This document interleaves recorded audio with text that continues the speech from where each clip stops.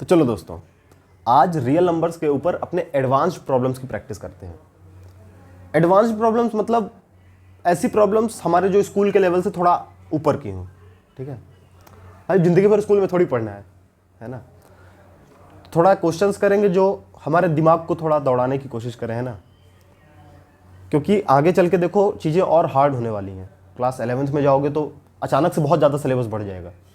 ठीक है, और अगर गोल है कि आगे तैयारी करनी है या अभी तैयारी कर रहे हो NTSC वगैरह की, या आगे करना चाहते हो, ठीक है, JEE वगैरह की प्रिपरेशन, तो अगर टफ चीज़ें करने की पहले से थोड़ा आदत रहती है ना, तो ब्रेन को अडाप्ट करने में थोड़ा आसानी होती है। ठीक है, तो इन प्रॉब्लम्स का मकसद यही है कि हम अपने दिमाग का ज़्यादा से ज़्यादा इस्तेमाल करें। ठीक है, तो अपने दिमाग का इस्तेमाल करो और खुद से, मैं अगर क्वेश्चन लिखूं तो पहले खुद से ट्राई करो उस क्वेश्चन को। ठीक है, फिर मैं तो सॉल्यूशन बताऊंगा ही, कैसे करते हैं, कैसे सोचते हैं। ठीक है, और रियल नंबर्स जो है वो थोड़ा अलग चैप्टर भी है। जैसे आगे के चैप्टर्स में प्रैक्टिस करेंगे ना, तो देखोगे कि मतलब थोड़ा थोड़ा अंदाजा लगता है ना। जैसे क्वाड्रेटिक इक्वेशन कर रहे हो तो तुमको पता लगता है कि नहीं भाई, क्वाड्रेटिक इक्वेशन का ही कुछ यूज हो रहा होगा यहाँ पर। रियल नंबर्स में क्या है कि रियल नंबर जो है ना, कोर मैथमेटिक्स का चैप्टर है। ठीक है, तो इसमें क्या है कि सीधे सीधे कोई चीज़ डायरेक्ट यूज नहीं होती। ठीक है, तो कई जगह दिमाग एक साथ चलाना पड़ता है, इसलिए कई बार टफ लगता है करने में, है ना। प्रूफ वगैरह पता नहीं क्या दिया रहता है। तो देखते हैं, और इसमें कई सारी नई चीज़ें भी हैं सीखने लायक, तो उनको भी सीखेंगे। बट अभी मैं क्या करूँगा कि जो हमारे NCERT दिया है ना रियल नंबर्स, उसी के ऊपर मैं थोड़ा प्रैक्टिस करने की कोशिश करेंगे। और अगर देखो इसी वीडियो में अगर टाइम मिलता है तो बिल्कुल, जैसे बाइनरी ऑपरेशंस वगैरह हैं, इस वीडियो में टाइम मिलेगा तो इसी वीडियो में सीख लेंगे, वरना इसका एक अलग वीडियो बना देंगे, इसके आगे एक और वीडियो ला देंगे एडवांस प्रॉब्लम्स का रियल नंबर्स पे, है ना। तो चलो भाई, बातें बंद करते हैं और चैप्टर स्टार्ट करते हैं। सब बढ़िया ना, खाना पीना खा लो भाई, अच्छे से बैठो और पढ़ के रहो। अच्छा, एक चीज़ मैं बताना चाहूँगा। जैसे कई बार हमको लगता है ना कि मैं पढ़ता कम हूँ, मोबाइल ज़्यादा देखता हूँ। ऐसा क्यों होता है? अच्छा, क्योंकि तुम मोबाइल देखने बैठते हो 5 मिनट और पढ़ने बैठते हो 1 घंटा। इसीलिए तुम 5 मिनट मोबाइल 5-5 मिनट करके करके 1 घंटे तक देख लेते हो। पर 1 घंटे पढ़ने के बैठना था, इसलिए तुम पढ़ने बैठते ही नहीं। क्योंकि तुमको तो तब बैठना है ना जब तुम्हारे पास 1 घंटे का टाइम हो या 2 घंटे का टाइम हो। तुमको लगता है कि यार आधे घंटे बाद तो मम्मी खाना खाने बुला लेंगी, तो इससे बढ़िया अभी नहीं पढ़ता हूँ। तो ये अपनी मानसिकता बदलो, समझे। जितना टाइम मिले उतना पढ़ो। भाई मेरे पास 15 मिनट टाइम है, ठीक है, मैं 15 मिनट पढ़ूंगा। सिंपल सी बात। 15 मिनट पढ़ोगे तो हो सकता है कि 15 मिनट के बाद भी टाइम मिल जाए, है ना। मन नहीं कर रहा, कोई बात नहीं, 5 मिनट पढ़ लेता हूं। भाई 5 मिनट पढ़ो ना, 5 मिनट पढ़ोगे, जब पढ़ने बैठ जाओगे 5 मिनट पढ़ लोगे ना, तो तुमको खुद ही शर्म लगेगी उठने में। सोचोगे यार चलो थोड़ा और ही पढ़ भी लेता हूँ, है ना, पढ़ ही लेता हूँ भाई, पढ़ना ही तो काम है ना। तो अपने ब्रेन को थोड़ा हैक करना सीखो, क्योंकि पढ़ना ना थोड़ा टफ काम है यूजुअल एक्टिविटीज से। तो अपना दिमाग जो है वो भाई टफ काम थोड़ी करना चाहता है, वो तो आसान काम करना चाहता है ना। तो उसको थोड़ा बेवकूफ़ बनाना पड़ता है, और बेवकूफ़ बनाया जा सकता है। ठीक है, चलो क्वेश्चंस मैं लिखूंगा, आप उसका सॉल्यूशन सोचेंगे, करने की कोशिश करेंगे, फिर मैं करूंगा। ऐसे ही सिलसिला आगे बढ़ेगा। Let's go.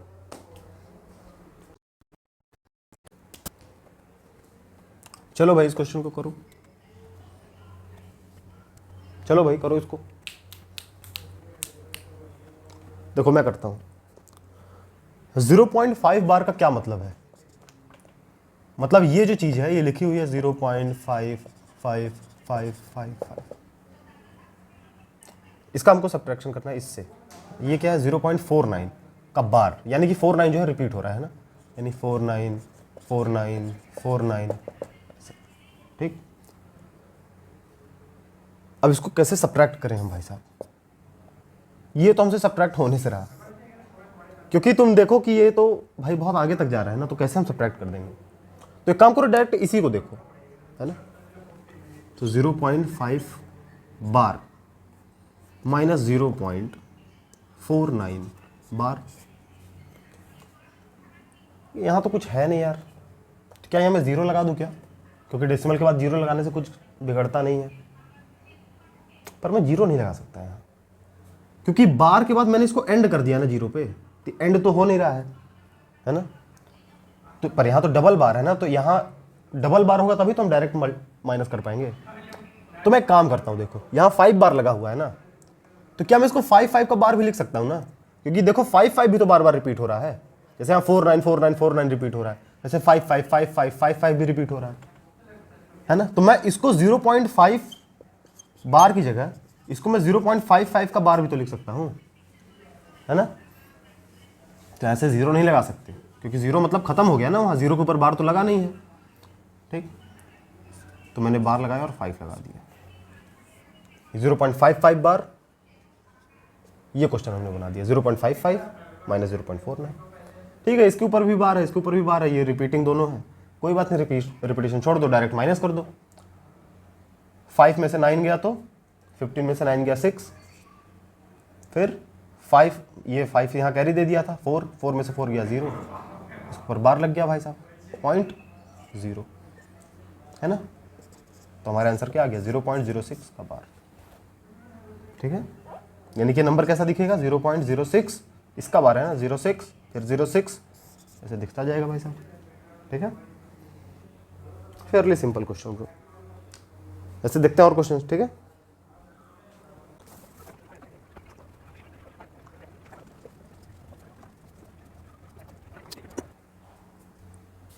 Think it bro, else I am going to think it. Okay, so let's start. अच्छा देखो, n कोई भी नेचुरल नंबर है, ठीक है। n is a natural number, ठीक। नेचुरल नंबर मतलब 1 2 3 नेचुरली जो प्रेजेंट है। तो 9 की पावर 2n माइनस 4n जो है वो हमेशा डिविजिबल होगा किससे?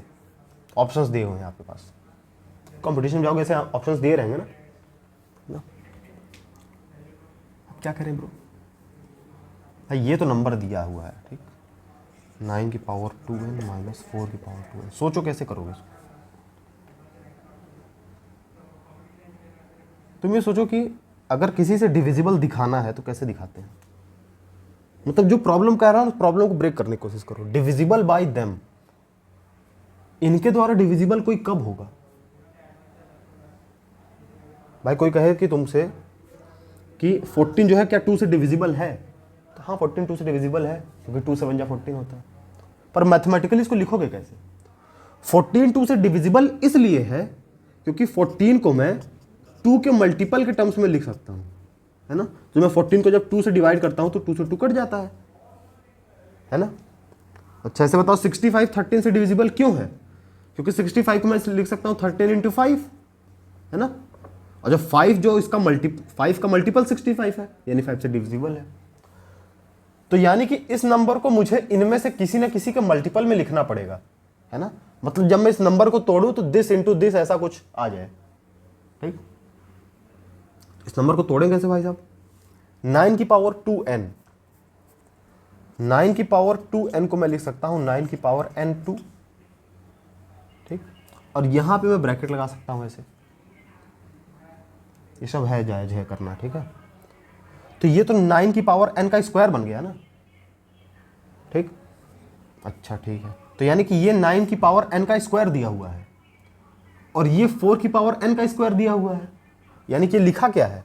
लिखा है 9n का स्क्वायर माइनस 4n का स्क्वायर, है ना। यही तो लिखा है भाई साहब। स्क्वायर मतलब भाई बस हमने इसको इंटरचेंज कर दिया, 2 इंटू एन जो है वो n इंटू 2 भी होगा, होगा कि नहीं होगा? तो n इंटू 2 हमने लिख दिया और बस ब्रैकेट लगा दिया। भाई 2 इंटू 4 लिखा है तो मैं तो रूट ब्रैकेट इंटू 2 इंटू 4 लिख सकता हूँ ना, ऐसे हम पावर में भी कर सकते हैं, ठीक। तो बाहर 2 आ गया तो 2 को हम स्क्वायर बोलते हैं, इसलिए 9 का स्क्वायर हो गया। 2 बाहर आ गया, 2 को स्क्वायर बोलते हैं, है ना। जब पावर 3 होती है उसको क्यूब बोलते हैं। तो सिंपल सी चीजें हैं। तो 9n का स्क्वायर माइनस 4n का स्क्वायर हो गया। अब a square minus B square हमको पता है क्या होता है, a minus B a plus B, है ना। a square minus B square क्या होता है बेटा? a minus B multiplied by a plus B, है ना। तो a यहाँ पे 9n है, b यहाँ पे 4n है, तो a माइनस बी यानी कि 9n माइनस 4n और a प्लस बी यानी कि 9n प्लस 4n। अच्छा तो यानी कि इसको हम ब्रेक डाउन करके ऐसे लिख सकते हैं, ठीक। अच्छा और n देखो, n एक नेचुरल नंबर है। नेचुरल नंबर मतलब कोई भी नेचुरल नंबर होगा भाई, क्योंकि दिया तो है नहीं, तो हम कोई भी पुट करके देख सकते हैं, है ना भाई। या तो होता कि n की वैल्यू पूछ रही होती तो हम n के लिए सॉल्व करते, पर n की वैल्यू तो पूछी नहीं है, इसलिए यानी कि ये हर n के लिए सेटिस्फाई कर रहा होगा, है ना। हर n के लिए सेटिस्फाई कर रहा होगा। हर n के लिए मतलब जैसे एक n ये है, दूसरा n ये है, तीसरा n ये है, भाई n की किसी भी वैल्यू के लिए सेटिस्फाई कर रहा होगा, तो हम n की कोई भी वैल्यू रख देते हैं। n की सबसे छोटी वैल्यू क्या है, हम वही रखेंगे भाई साहब, क्योंकि हम आलसी आदमी है। n की सबसे छोटी वैल्यू है 1, और यहाँ पे n दिया है, n is a natural number, सबसे छोटा नेचुरल नंबर 1 है, तो हम एक काम करते हैं n की जगह 1 रख देते हैं, ठीक। उसके लिए भी ये कंडीशन सेटिस्फाई होनी चाहिए, मतलब वो भी जिनसे ये डिविजिबल है, तो n इज इक्वल टू 1 के लिए भी जो नंबर बनेगा वो इससे डिविजिबल होगा, है ना। तो n इज इक्वल टू 1 रखो भाई साहब, n इज इक्वल टू 1 रखेंगे तो ये पावर 1 बन जाएगी, यानी कि 9 की पावर 1 माइनस 4 की पावर 1, 9 की पावर 1 प्लस 4 की पावर 1, 9 की पावर 1 मतलब 9 खुद ही, 4 की पावर 1 मतलब 4 खुद ही, तो 9 माइनस 4 क्या होगा 5 मल्टीप्लाइड बाई 9 प्लस 4 क्या होगा 13। तो यानी कि n इज इक्वल टू 1 के लिए भाई n, ध्यान देना, n कोई भी नेचुरल नंबर हो सकता है हमारा, दिया n is an natural number, ठीक। नेचुरल नंबर 1 2 3 4 कोई भी हो सकता है, और n की वैल्यू तो पूछी नहीं है, यानी कि n की हर वैल्यू के लिए जो कंडीशन दी होगी वो सेटिस्फाई हो रही होगी, तो हम n की कोई भी वैल्यू ले करके उसकी कंडीशन सेटिस्फाई करवा सकते हैं।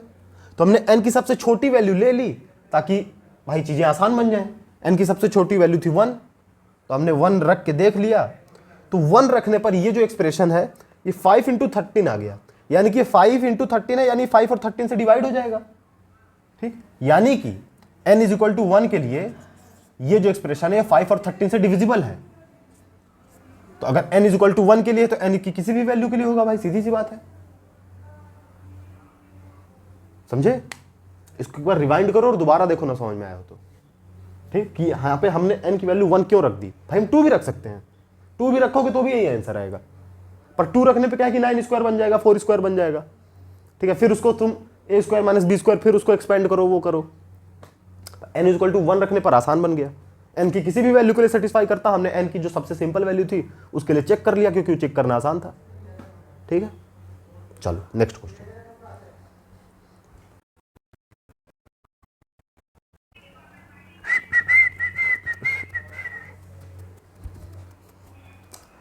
हमको एक्सपेंडेड फॉर्म में लिखना है।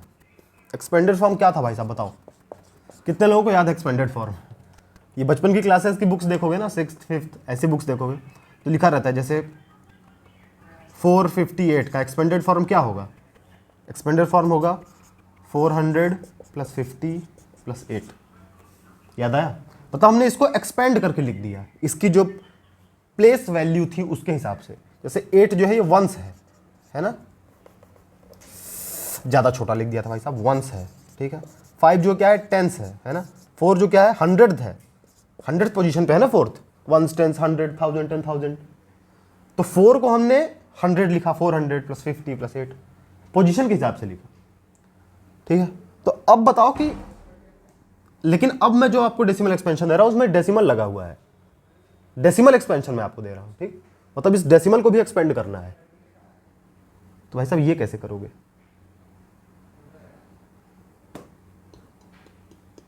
यहां का क्या था कि 458 था ना, उसको हमने ऐसे क्यों लिखा था भाई साहब, भाई देखो इक्वल टू लगाए बीच में, है ना, मतलब इन तीनों को जोड़ोगे तो 458 ही आना चाहिए ना, 400 प्लस 50 प्लस 8, ठीक। तो ऐसे इसको तोड़ना है, ये मैंने एग्जांपल कई बार दिया है भाई साहब।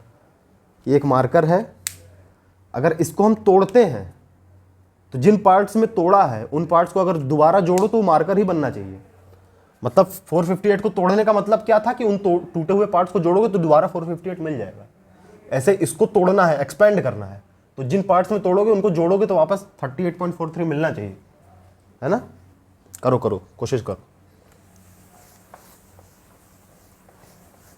मैं कोशिश करने जा रहा हूं भाई साहब, सो बी केयरफुल। इसकी प्लेस वैल्यू है वंस, इसकी है टेंस, इसकी प्लेस वैल्यू क्या है भाई साहब बताओ बताओ। 38 अगर होता डायरेक्ट तो मैं इसको लिख सकता था 30 प्लस 8, है ना। 0.43 होता तो मैं इसको क्या लिख सकता हूं, सोचो। इसको मैं लिख सकता हूं 0.4 प्लस 0.03 है कि नहीं? सोचो ऐसा लिख सकता हूँ ना, 0.4 प्लस 0.03 क्योंकि ये डेसिमल के एक डेसिमल बाद आ रही है ना? तब भाई इसको जोड़ के देख लो तो यही आ जाएगा, है कि नहीं? अच्छा, यानी कि 38.43 को मैं लिख सकता हूँ 30 प्लस 8 प्लस 0.4 प्लस 0.03, है ना? ये पॉइंट लगा भाई साहब बीच में। ओह माय गॉड, तो यानी कि इसका डेसिमल एक्सपेंशन ऐसा होगा, और क्या, इसमें कौन सी बड़ी बात है? अच्छा, पर ये बताओ, हाँ मैं पूछ रहा था कि इसका प्लेस वैल्यू क्या है।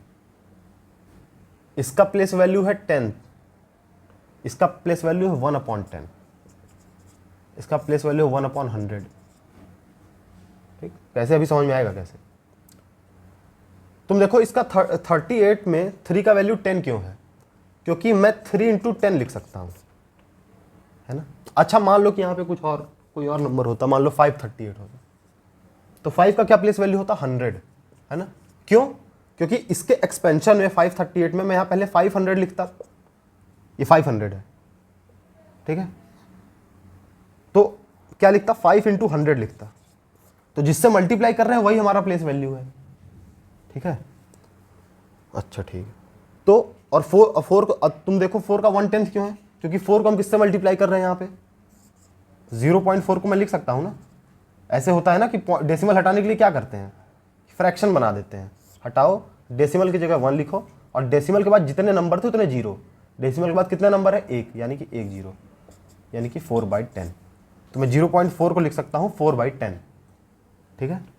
तो यानी कि इसको मैं लिख सकता हूँ 4 × 1/10। तो 4 का प्लेस वैल्यू क्या हुआ यहाँ पे? 1/10, ठीक? और 3 का क्या हुआ? ऐसे 3 को लिखोगे तो 0.03 को मैं लिख सकता हूँ इसको 3 अपॉन पॉइंट की जगह 1, 1 2, 3/100, ठीक? लेकिन ये तो लिखना थोड़ा मुश्किल है ना, 0.03। मान लो कोई बहुत बड़ा नंबर है, ठीक है, जैसे पाई है, पाई हमारा इनफाइनाइट बड़ा नंबर है, 3.14 ऐसे कुछ चलता चला जाता है भाई साहब, उसको कैसे लिखोगे? तो इसीलिए इसको सिंपल बनाने के लिए, जैसे मान लो अगर बहुत बड़ा नंबर होता है यहाँ पे कुछ 6 7 4 2 ऐसे कुछ लगा होता, तो अब 2 का प्लेस वैल्यू लिखने के लिए 2 × 1 0 0 0 0, फिर ऐसे 5 का 0 0 0, तो ऐसे तो पूरी लाइन भर जाती है ना। तो इसको सिंप्लीफाई करने के लिए हमने क्या किया ना, हमने 10 की पावर में चीजों को लिखना शुरू किया। 10 की पावर में चीजों को कैसे लिखेंगे अब भी बता दो, हटा दो 5 ये भाई साहब। 10 की पावर में चीजों को ऐसे लिखेंगे कि 30 को हम लिख सकते हैं 3 × 10 की पावर 1। चलो 5 लगा ही लो यार, यहाँ 500 लिखा है मान लो, ठीक, 30 के पहले। अच्छा ठीक है, तो 500 को क्या लिखेंगे? 500 को लिखेंगे 5 × 10 की पावर 2। 10 की पावर 2 क्या होता है? 100, प्लस 8 को क्या लिखेंगे? 8 × 10 की पावर 0। 10 की पावर 0 क्या होता है? 1, तो 1 × 8 8, प्लस 0.4 क्या था हमारा? 4/10, यानी कि 4 × 1/10। अच्छा देखो 1/10, 10 की पावर है 1, है ना? नीचे 10 क्या है? 10 × 1 मतलब 10। हम कभी भी पावर हो ना तो हम फ्रैक्शन को पलट सकते हैं पावर नेगेटिव बना के, मतलब 1/10 जो होता है ना वो 10 की पावर -1 होता है। 1/10 की पावर जो 2 होता है ना वो 10 की पावर -2 होता है अपॉन 1। मतलब हमने फ्रैक्शन को पलट दिया, पावर नेगेटिव बना दी, समझे? तो 0.4 जो था वो 4/10 था, 4 × 1/10 था, यानी 4 × 10 की पावर -1 था भाई साहब, है ना? तो हम 0.4 को लिखेंगे 4 × 10 की पावर -1, प्लस ऐसे ही ये क्या था? 3/100, यानी 3/10 की पावर 2, इसको हम लिखेंगे 3 × 10 की पावर -2। क्यों? 3/100 है, यानी 3 × 1/10 की पावर 2, इसको उल्टा कर दो, यानी 3 × 10 की पावर 2 को उल्टा किया तो क्या बन गया? 10 की पावर -2/1। अब इस 1/1 को तो इग्नोर कर सकते हो ना, तो 3 × 10 की पावर -2। तो देखो ये जो हमारा एक्सपेंशन था 538.43, हमने कुछ ऐसा एक्सपेंशन किया इसका, 5 × 10 की power 2 plus 3 into 10 power 1 plus 8 into 10 power 0 plus 4 into 10 power -1। ऐसे हमने एक्सपेंड कर दिया भाई साहब इसको। तुम ये देखो कि 10 की पावर जो है वो कम हो रही है लगातार, है ना। पहले 2 1 0 -1 -2। समझे भाई साहब, ये हमारा एक्सपेंडेड फॉर्म है इस क्वेश्चन का, ये ठीक। और क्वेश्चन करें, चलो भाई अभी तो शुरू किए हैं बे।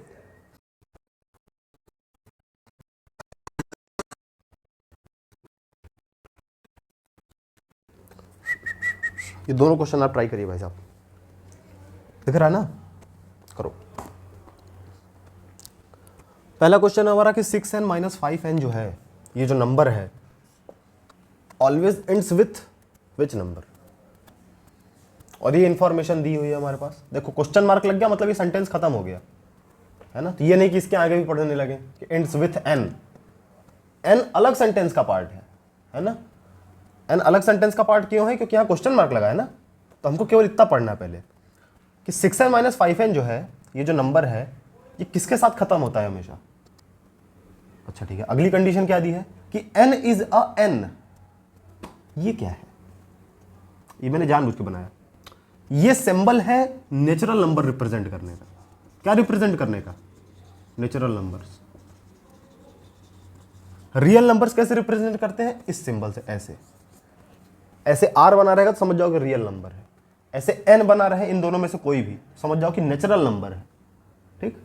तो दिया हुआ है कि n जो है एक नेचुरल नंबर है, ठीक।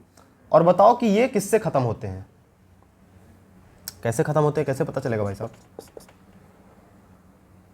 6 की पावर n है। 6 की पावर 1 क्या होती है भाई साहब, 6 की पावर 2 क्या होती है, 6 की पावर 2 यानी 6 6 जा 36। 6 की पावर 3 क्या होगी भाई साहब, 36 इंटू 6, 6 6 जा 36 यानी 6, और बाद में इधर कुछ आएगा। यानी कि देखो कि 6 की पावर हम कुछ भी रखें हमेशा लास्ट में 6 6 6 6 6 ही आएगा। क्यों, अब भाई आ रहा है तो आ रहा है, अब क्या करें, क्योंकि 6 का स्क्वायर 6 6 जा 36। अब इसको तुम 6 का क्यूब करोगे यानी 6 का स्क्वायर इंटू 6, है ना। तो क्या होगा, 6 6 जा 36, फिर ये आ जाएगा 6। 6 का क्यूब क्या होता है, 6 का क्यूब होता है 6 को 3 बार मल्टीप्लाई करना। 2 बार मल्टीप्लाई किया तो 36 आ गया, यानी 6 का स्क्वायर आ गया, और फिर ये 6 बचा। अब ये जो 6 है ये भी पहले तो 6 से ही होगा ना मल्टीप्लाई, तो 6 6 जा 36 आएगा, फिर बाद में कुछ भले आता रहे। यानी 6 की पावर n जो है ये तो हमेशा 6 से खत्म होगा, लास्ट में 6 आएगा इसके। अच्छा, 6 की power n always ends with 6। और 5 की पावर n, 5 के लिए देखो 5 का स्क्वायर 25, 5 का क्यूब 125। तो यानी कि जो 5 है, 5 की पावर n है वो हमेशा 5 से एंड करेगा। 5 की पावर 1 जो होता है 5 होता है, 5 की पावर 2 क्या होता है 25, 5 की पावर 3 क्या होगा, 5 की पावर 2 इंटू 5, है ना। 5 5 जा 25, 5 5 जा 25 का 5 आएगा, है ना, मतलब लास्ट में 5 ही आएगा भाई साहब। तो 5 का क्यूब जो है वो भी 5 से ही खत्म होगा, इसकी वैल्यू 125 आती है अगर पूरा कैलकुलेट करोगे तो यानी कि 6n एंड्स विथ 6, ये ऐसे कुछ नंबर बनेगा 6n, और 5n क्या नंबर बनेगा भाई साहब, 5, ऐसा कुछ नंबर बनेगा, है ना। जैसे n इज इक्वल टू 1 के लिए ये 6 माइनस 5 हो जाएगा, n इज इक्वल टू 2 के लिए ये 36 माइनस 25 हो जाएगा, ये चीज़ 36 हो जाएगी, ये 25 हो जाएगा। n इज इक्वल टू 3 के लिए ये 6 की पावर 3 हो जाएगा माइनस 5 की पावर 3 जो 125 होता है। अच्छा, तो लास्ट डिजिट क्या रहेगी भाई साहब अगर इन दोनों को सब्ट्रैक्ट करोगे तो, ऐसे 6 लास्ट में 5। भाई हमको नहीं पता क्या है n की वैल्यू, छोड़ो, हमको रखना भी नहीं है। अगर रखना हो तो n की वैल्यू 1 रख के चेक कर लेते डायरेक्ट, पर कोई बात नहीं, यहाँ जनरल केस लेके चल दे रहे हैं, ठीक। तो n की वैल्यू कुछ भी रखो, लास्ट में यहाँ 6 आएगा, यहाँ 5 आएगा, 6 में 5 गया 1, यहाँ कुछ भी आया, हमको क्या मतलब है। तो यानी कि इस वैल्यू की जो लास्ट डिजिट होगी वो हमेशा 1 होगी भाई। ये तुम चेक भी कर सकते हो, कैसे भाई, n के ऊपर कोई कंडीशन तो दी नहीं है, n तो दिया है कि n एक नेचुरल नंबर का पार्ट है, 1 2 3 4 5 कुछ भी हो सकता है, और n की वैल्यू भी नहीं निकालनी है, मतलब n की हर वैल्यू के लिए ये चीज सही होगी, जो भी सही होगा वो n की हर वैल्यू के लिए होगा। एक काम करो, n की वैल्यू 1 रख दो इसमें, 1 रखोगे तो क्या आएगा, 6 की पावर 1 माइनस 5 की पावर 1, 6 1 जा 6 माइनस 5 1 जा 5, यानी 6 माइनस 5 यानी 1, यानी कि ये 1 इसकी लास्ट डिजिट है, फर्स्ट डिजिट भी 1 है पर लास्ट डिजिट भी तो 1 ही है ना, तो यानी कि ये हमेशा 1 से एंड होगा, और क्या, खत्म बात। ठीक, अगला क्वेश्चन ट्राई किए कि नहीं वाला। अगला क्वेश्चन हमारा है कि एलसीएम 2 नंबर का है, वो 1200 है, इट इज 1200। तो एचसीएफ इनमें से क्या नहीं हो सकता है। अच्छा ये भी ध्यान रखना कि कई बार हम पढ़ने में क्वेश्चन गलती कर देते हैं, जैसे यहां गलती कर रहे थे कि हम मान ले रहे थे कि एंड्स विथ एन, हमको लग रहा था कि ये एन से खत्म होता है, पर एन से खत्म नहीं होता, यहाँ पे क्वेश्चन मार्क है, सेंटेंस खत्म हो गया।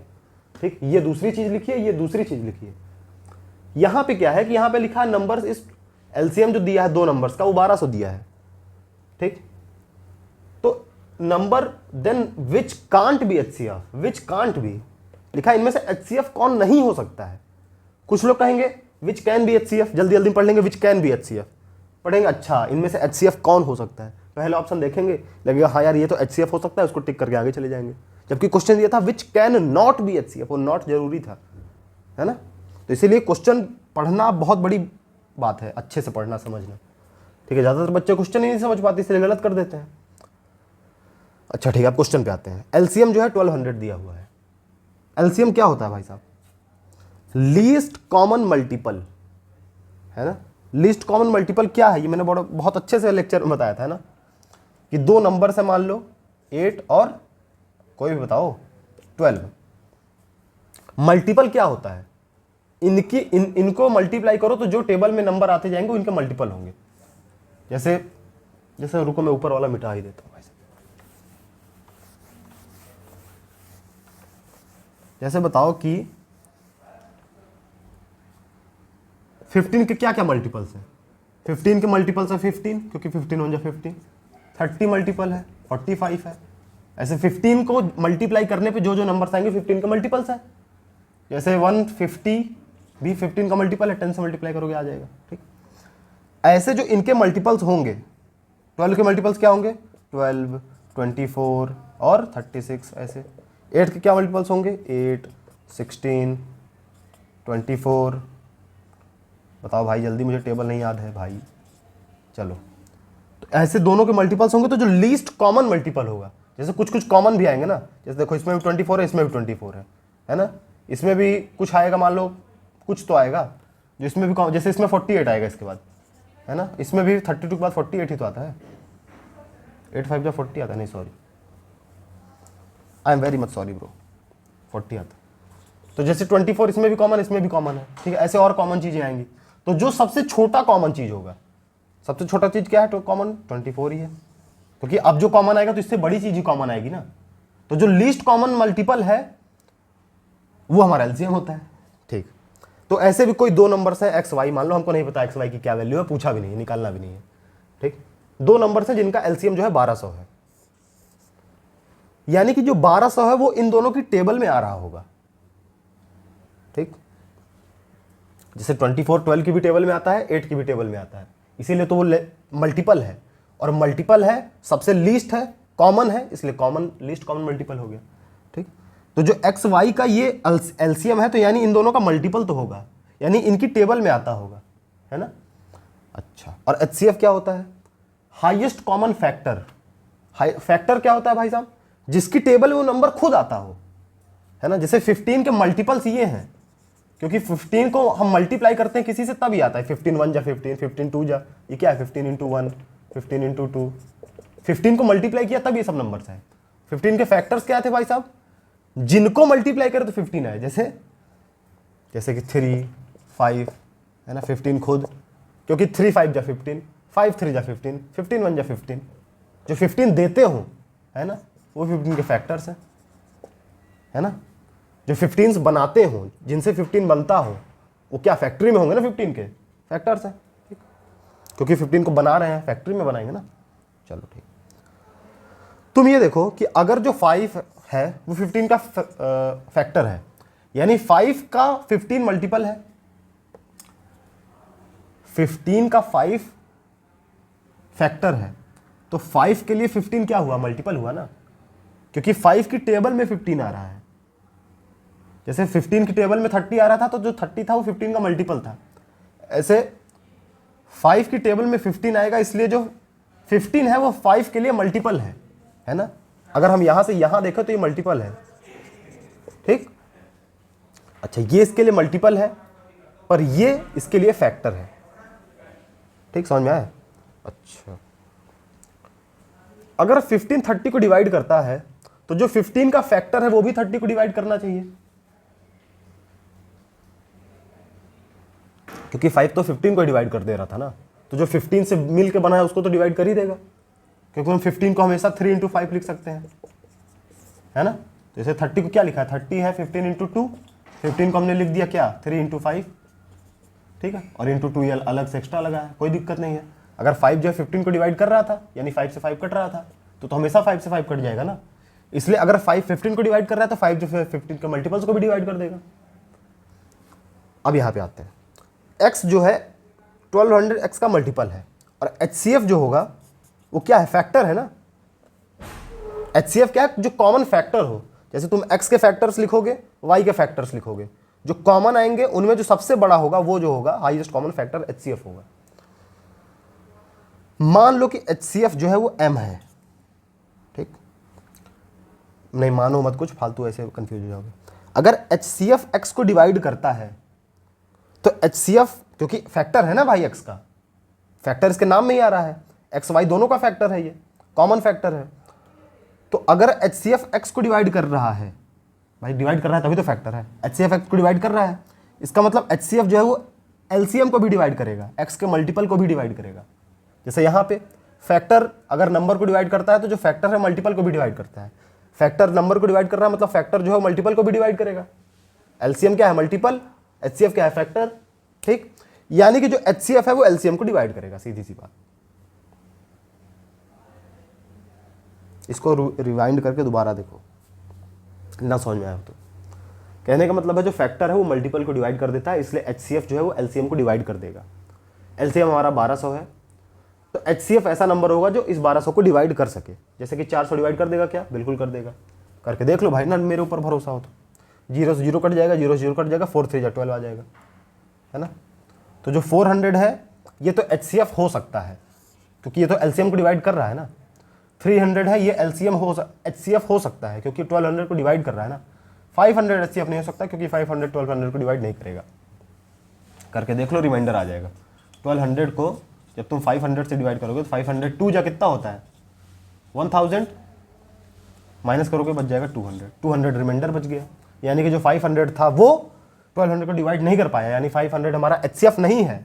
HCF नहीं है इसका मतलब यही सही आंसर है, क्योंकि पूछा कि विच इज नॉट HCF। भाई साहब समझे। अगला क्वेश्चन,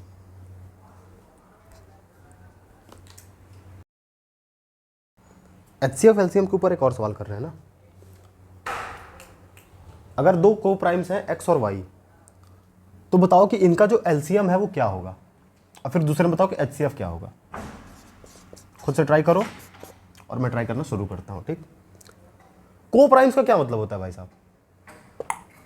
को प्राइम्स का मतलब होता है कि अगर जैसे x और y को प्राइम्स दिया हुआ है, राइट, मतलब कि इन दोनों में कोई भी कॉमन फैक्टर नहीं है। मतलब अगर मैं x और y को डिवाइड करूं तो यहां पे कुछ नहीं आएगा, मतलब डिवाइड नहीं हो पाएंगे आपस में। मतलब ऐसा नहीं है कि मैं कैसे बताऊं तुमको, मैं को प्राइम्स मतलब जैसे 8 और 12, ये जो एग्जांपल हमने लिया था, 8 और 12 आपस में को प्राइम्स नहीं है, क्योंकि देखो इनमें 2 एक कॉमन फैक्टर है ना। तो 2 से अगर 12/8 लिखा है तो मैं इसको काट सकता हूँ, 2 4 जा 8, 2 6 जा 12, है ना। 6 और 4 भी को प्राइम्स नहीं है, क्योंकि 6 और 4 में भी 2 कॉमन फैक्टर है, तो मैं इसको काट सकता हूँ, 2 2 जा 4, 2 3 जा 6। 3/2 को मैं कैसे काटूं बताओ, इनमें क्या कॉमन फैक्टर है, इनमें कोई कॉमन फैक्टर नहीं है, इसलिए मैं इनको सिंप्लीफाई नहीं कर सकता और मैं इसको डायरेक्ट 3/2 लिखना पड़ेगा, है ना।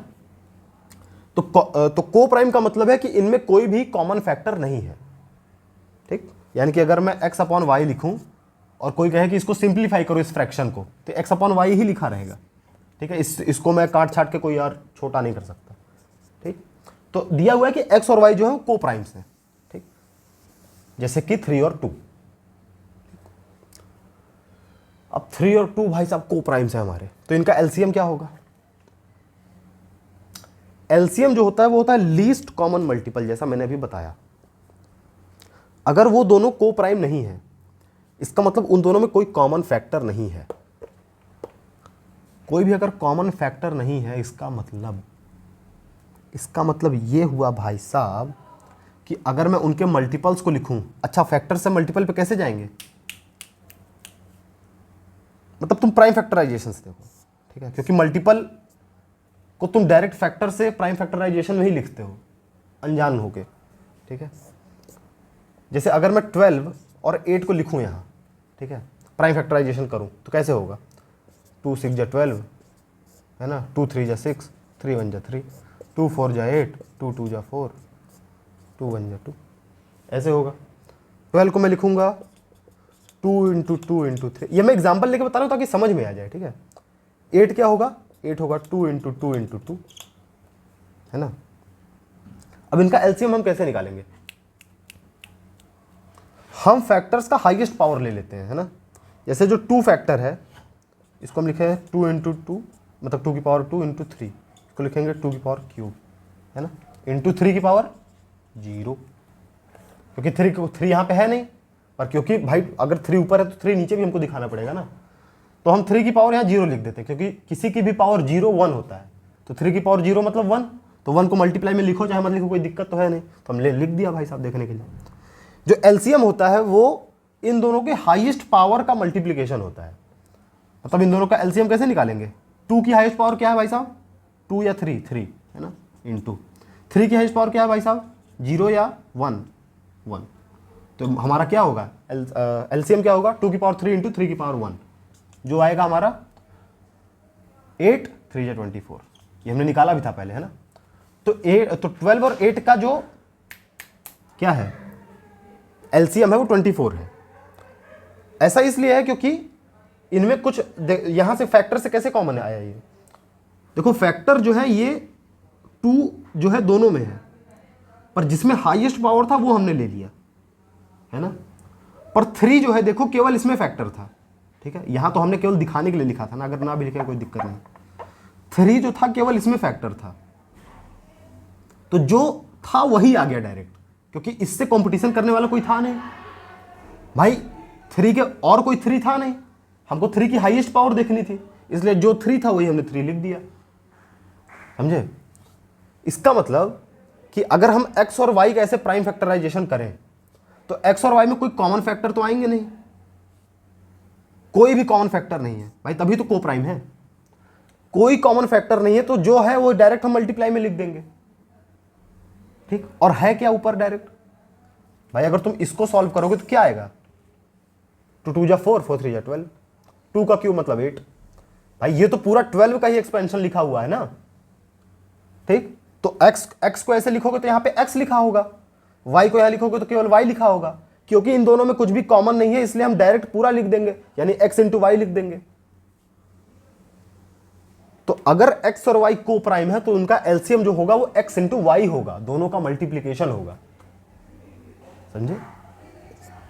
अगेन नहीं समझ में आया तो इसको रिवाइंड करो और वापस देखो, टेक्नोलॉजी का फायदा उठाओ, ठीक। और एचसीएफ क्या होगा भाई साहब?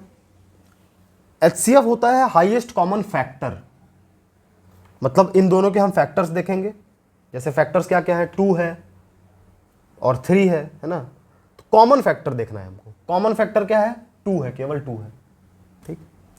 और 2 है तो हम एक काम करेंगे, 2 की लोअर पावर ले लेंगे, क्योंकि हमको हाईएस्ट पावर फैक्टर देखना है ना। मतलब इसको एक्सपेंड करके लिखो तो हम इसको ऐसा लिख सकते हैं ना, 4 इंटू 3, और इसको लिख सकते हैं 4 इंटू 2, ठीक। तो तुम देखो कि 4 जो है ये दोनों में कॉमन है, ठीक। तो क्योंकि हाईएस्ट फैक्टर लिखना था इसलिए हम पावर की लोएस्ट वैल्यू लेते हैं। भाई दिमाग लगाओगे समझ में आएगा क्यों, ठीक है। तो क्योंकि इन x और y में कोई कॉमन फैक्टर ही नहीं है भाई साहब, क्योंकि को प्राइम्स है। को प्राइम मैंने बताया ना, जैसे 3 और 2 इनमें कोई कॉमन फैक्टर ही नहीं था, इसलिए कट ही नहीं रहे थे। ये दोनों को प्राइम है, इनमें कोई कॉमन फैक्टर ही नहीं है। कोई कॉमन फैक्टर नहीं तो एचसीएफ कैसे आएगा? क्योंकि एचसीएफ क्या है? Highest of common factors. अगर फैक्टर ही नहीं है तो हाईएस्ट कैसे देख लें? पर देखो एक चीज है जो हमेशा फैक्टर होती है, वो है 1। भाई फैक्टर कौन था? जैसे हमने 15 के फैक्टर्स क्या क्या लिखे थे, 15 के फैक्टर्स लिखे थे 3, 5, 15 खुद, है ना।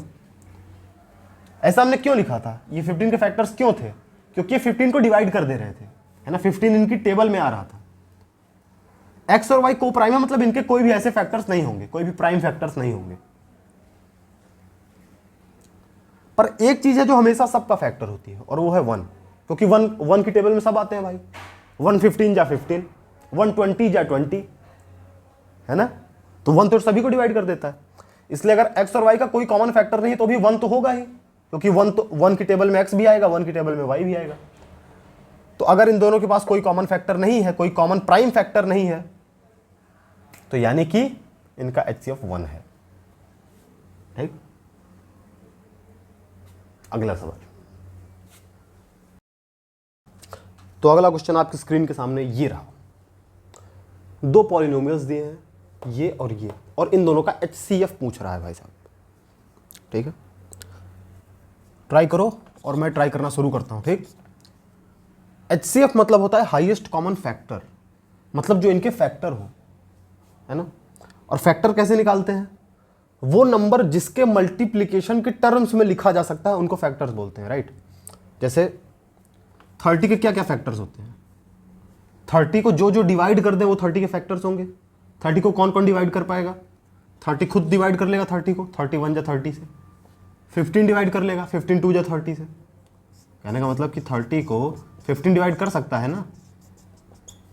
15 जो है 30 को डिवाइड कर दिया, पूरा रिमाइंडर 0 बचा। इसका मतलब जो 15 है वो 30 का फैक्टर है। ठीक, ऐसे 30 का और फैक्टर कौन हुआ भाई साहब?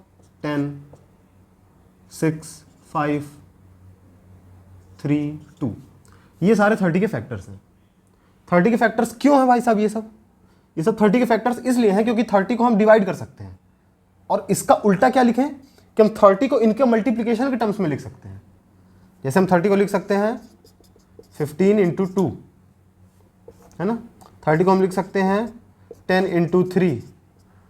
30 को हम लिख सकते हैं 2 इंटू 3 इंटू, बोलो भाई, 5, 2 3 6, 6 5 30। तो मतलब 30 को हम इनके मल्टीप्लिकेशन के टर्म्स में लिख सकते हैं। तो इसका उल्टा क्या होगा कि 30 को जिसके मल्टीप्लिकेशन के टर्म्स में लिखेंगे वो 30 के फैक्टर्स होंगे। ठीक, तो इसी प्रकार इन पॉलिनोमियल्स को हम फैक्टराइज कर लेंगे। ठीक है, और फैक्टराइज करके जिनके जिनके मल्टीप्लिकेशन के टर्म्स में लिखेंगे वो हमारे इन पॉलिनोमियल्स के HCF होंगे। ठीक, चलो कोशिश करो।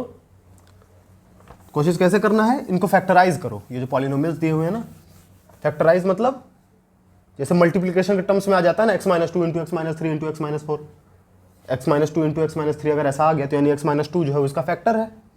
और इन दोनों में जो जो कॉमन आ जाएगा वो कॉमन फैक्टर हो जाएगा, वही हमारा हाईएस्ट कॉमन फैक्टर हो जाएगा। ठीक, HCF हो जाएंगे। ठीक, तो चलो फैक्टराइज करते हैं भाई। ये कैसे फैक्टराइज होगा? x² minus 4x plus 4 into x plus 3। हमको इसको ऐसा ब्रेक करना है कि 4 इंटू 1 के मल्टीप्लिकेशन के बराबर हो, है ना। मिड टर्म स्प्लिटिंग से इसको स्प्लिट कर लेते हैं। तो क्या करेंगे? अच्छा, ये मैं क्वाड्रेटिक इक्वेशन का यूज कर रहा हूँ। ठीक है, तो जिन बच्चों ने क्वाड्रेटिक इक्वेशन ना पढ़ा हो वो इस क्वेश्चन को भी छोड़ सकते हैं, और इसके बाद भी मैं क्वेश्चन करूंगा जिसमें क्वाड्रेटिक इक्वेशन का यूज होगा। तो अगर तुम लोग अभी क्वाड्रेटिक इक्वेशन नहीं पढ़े तो इसके आगे की वीडियो अभी स्किप कर सकते हो। ठीक है, बाद में देख लेना, जब क्वाड्रेटिक इक्वेशन पढ़ लेना तब देखना। ठीक है, चलो अभी इसको पहले करते हैं। तो हम फैक्टराइज करेंगे इसको, x² माइनस 2x प्लस 4, ये तो x प्लस 3 ही बचा रहेगा भाई साहब। ये बन जाएगा x कॉमन लेंगे तो बनेगा x माइनस 2 कॉमन लेंगे बनेगा x माइनस 2, फिर x प्लस 3। ये तो इसको हम एक्सपेंड कर रहे हैं। ठीक है, अब मैं जल्दी जल्दी कर रहा हूँ क्योंकि मैंने लेक्चर में सब काफ़ी अच्छे से एक्सप्लेन किया है ना, तो दोबारा एक्सप्लेन करूंगा तो फालतू टाइम वेस्ट है। यहाँ तो हम कुछ नई चीज़ सीखना है ना, तो नई चीज़ हम ये सीखेंगे कि HCF कैसे निकालते हैं इनका। ठीक, ये तो पुरानी चीज़ है ना। x माइनस 2 मैंने कॉमन ले लिया, अंदर क्या बचा? अंदर फिर बचा x माइनस 2 और बाहर था x प्लस 3। चलो, तो इसको मैंने ऐसे फैक्टराइज किया भाई साहब। ठीक, अब इसको फैक्टराइज करो, x² plus 2x minus 3, x² plus 2x minus 3 और ब्रैकेट में लिखा है x माइनस 2 अलग से। इसको जैसे ये तो पहले से ब्रेकेबल है, मतलब ब्रेक्ड है, इसको तो फैक्टराइज क्या करें, ठीक है, मिड टर्म स्प्लिटिंग लगा के इसको फैक्टराइज करते हैं। 2 को ऐसा ब्रेक करना है कि -3 इंटू 1 यानी -3 के बराबर बढ़ जाए। कैसे बनेगा, x square plus 3x minus x minus 3, 2x को हमने लिख दिया 3x माइनस एक्स, ठीक। अब क्या करें, x कॉमन लिए बचा x प्लस 3। अब क्या करो, -1 कॉमन ले लो तो बचेगा x प्लस 3 अंदर, ठीक। x प्लस 3 कॉमन लिया, अंदर क्या बचा x माइनस 1, तो ये x माइनस 2 बाहर तो चलता चला ही आ रहा है भाई साहब साथ में, ठीक। तो यानी कि इसको हमने ब्रेक करके ऐसा लिख लिया। तो इसको ब्रेक करके ऐसा लिखा है ना, यानी कि ये तीनों जो हैं वो इस पॉलिनोमियल के फैक्टर्स हैं, ठीक। जैसे 30 को हमने लिखा था 2 इंटू 3 इंटू 5 है ना, तो 2, 3, 5 जो है वो 30 के फैक्टर्स थे। इसी प्रकार इसको हमने ऐसे इनके मल्टीप्लिकेशन के टर्म्स में लिख दिया, यानी कि इसको इसकी इन तीनों की टेबल में ये आता होगा भाई, तभी तो इनको किसी से मल्टीप्लाई किया तो ये आ गया है ना। जैसे 30 को अभी हमने लिखा था ना 2 इंटू 3 इंटू 5, तो जो 2 और 3 और 5 ये तीनों फैक्टर्स थे 3 के, क्योंकि देखो 2 की टेबल में 3 आ रहा है भाई, तभी तो 2 इंटू 3 5 15, तभी तो 2 को 15 बार में 13 आ जाएगा है ना, 30 आ जाएगा। ऐसे 3 इंटू 10, 3 10 जा 30 हो जाएगा, मतलब 3 की टेबल 10 बार पढ़ोगे तो 30 आ जाएगा है ना। ऐसे 5 की टेबल 6 बार पढ़ोगे तो 30 आ जाएगा, ठीक। तो यानी कि इसकी भी टेबल कितने बार पढ़ोगे तो ये आ जाएगा, यानी कि ये जो है ये इस पॉलिनोमियल का फैक्टर है, ठीक। जैसे 2 यहाँ पे 30 का फैक्टर था, इसी प्रकार ये जो तीनों हैं ये तीनों इसके फैक्टर्स हैं, ठीक। अच्छा ठीक है, फैक्टर्स हमने क्यों निकाले, क्योंकि हमको हाईएस्ट कॉमन फैक्टर निकालना है। तो फैक्टर तो हमने निकाल लिए दोनों के अलग अलग से, अब देखना है कि कॉमन कौन से फैक्टर्स हैं, ठीक। कॉमन मतलब जो दोनों में हो, x माइनस 2 यहाँ है, x माइनस 2 यहाँ भी है, बहुत सही भाई साहब। तो पहला कॉमन फैक्टर ये है, ठीक। x माइनस 1 यहाँ है, x माइनस 1 यहाँ नहीं है, मतलब ये कॉमन फैक्टर नहीं है, ठीक। तो उसको तो छोड़ ही देना है। अच्छा x माइनस 2 यहाँ भी है, ठीक है, 2x माइनस 2 है, x प्लस 3 यहाँ है, x प्लस 3 यहाँ भी है।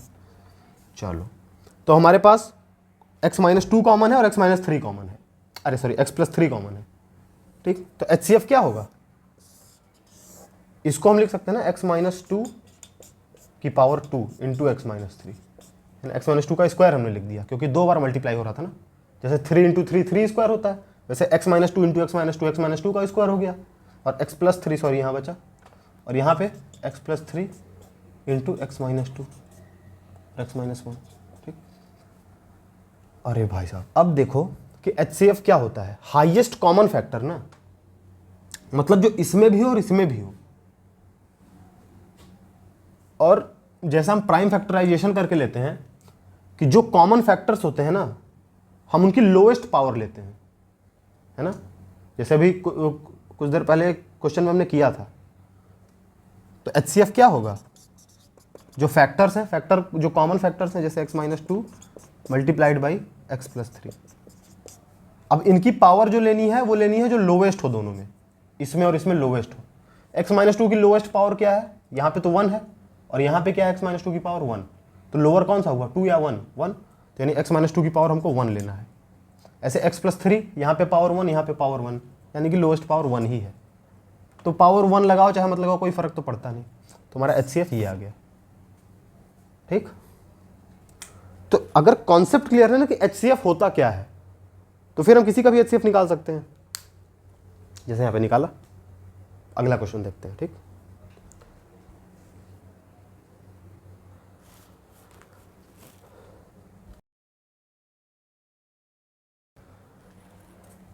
अब आ गया है दिमाग तोड़ो क्वेश्चन, दिमाग फाड़ू क्वेश्चन आपके सामने है।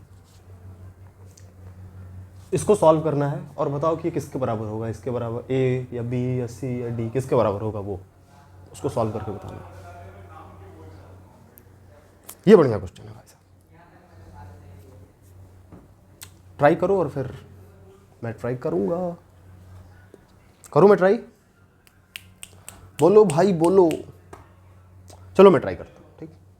अच्छा देखो क्वेश्चन ना बने ना तो भी बहुत कुछ सिखाता है, ठीक। अब क्वेश्चन बन ही गया तो उससे क्या ही सीखे, पर अगर नहीं बना तो फिर क्यों नहीं बना, है ना, क्या गलत सोच रहा था, ये सब काफ़ी कुछ सीखने लायक होता है, ठीक। तो टाइम दो, है ना, ट्राई करो इसको, कम से कम ट्राई तो करो, जिन लोगों ने ट्राई नहीं किया ट्राई करो भाई, कम से कम 5 मिनट 10 मिनट, ठीक। फिर मैं तो ट्राई करूंगा ही, सॉल्यूशन बताऊंगा ही भाई साहब। Let's go. देखो अब इसको प्रॉब्लम को देखा तो मैंने क्या सोचा यार, क्वेश्चन ऐसा है और ऑप्शन ऐसे दिए हुए हैं, मतलब ये बड़ा वाला रूट तो खत्म ही हो गया ना, छोटे छोटे एक रूट इधर आ गया एक रूट इधर आ गया, है ना, ऐसा कुछ है। बड़ा वाला एक जो बड़ा वाला रूट दोनों को जोड़ रहा था ये तो खत्म हो गया, तो यानी कि बड़ा वाला रूट मुझे खत्म करना पड़ेगा, ठीक। अब बड़ा वाला रूट मैं खत्म कैसे करूं भाई? एक तो हो सकता है कि मैं कुछ कॉमन ले लूं, मतलब हमको 2 रूट चाहिए ना, ये 2 रूट, इसको 1 लिखा तो इसको भी तो रूट 1 ही लिख ही सकता हूं, ठीक। तो ये बड़ा वाला रूट जो है ये मुझे खत्म करना है। छोटे रूट बन जाए तो कोई दिक्कत नहीं है, क्योंकि 2 रूट अलग अलग हो जाएंगे, कोई दिक्कत। अब मैं खत्म कैसे करूं? मैं इसको ऐसे तो लिख नहीं सकता √3 प्लस √5, ऐसे तो इसको मैं लिख नहीं सकता भाई, रूट को ऐसे डायरेक्ट नहीं ब्रेक कर सकते, ठीक। अब मैं क्या करूं भाई? या तो मैं कॉमन ले लूं, कॉमन कैसे लूं ताकि 2 रूट बन जाए? मैं काम करता हूं 3 को कॉमन ले लेता हूं, ठीक। 3 को कॉमन लूं कैसे? पहले अंदर दोनों जगह 3 बनाना पड़ेगा, 3 तो यहाँ ऑलरेडी है, प्लस यहाँ पे 3 बनाऊंगा तो 3√5/3, 3/3 से मैंने मल्टीप्लाई कर दिया, ठीक। मल्टीप्लाई डिवाइड कर दिया तो कट के 1 बन जाएगा और मल्टीप्लाई होने से कोई असर पड़ेगा नहीं, ठीक। अब मैं 3 कॉमन लूँगा बाहर, 3 बाहर कॉमन लूँगा तो क्या आएगा? ये 3 मैंने बाहर ले लिया। अब देखो यहाँ 3 है पर 3 के ऊपर ये पावर लगी हुई है 1/2, यानी कि ये जो रूट है ना ये 3 के ऊपर भी तो है, तो कॉमन लूंगा तो केवल 3 थोड़ी बाहर जाएगा, √3 बाहर जाएगा, क्योंकि ये अंदर √3 है, ये वाला 3 यहाँ पे है, समझे? ऐसे खाली 3 नहीं है, ठीक।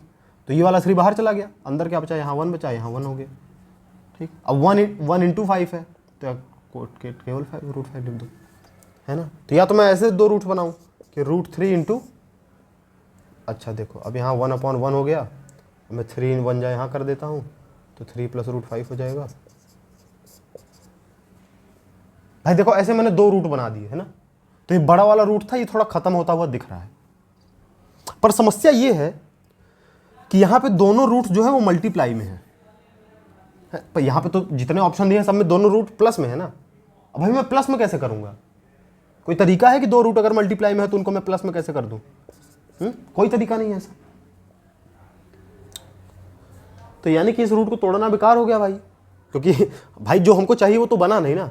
अगर यहाँ मल्टीप्लाई में होते तब हम ऐसे कॉमन लेके कोशिश कर सकते थे, तो यानी ये तरीका डिस्टर्ब है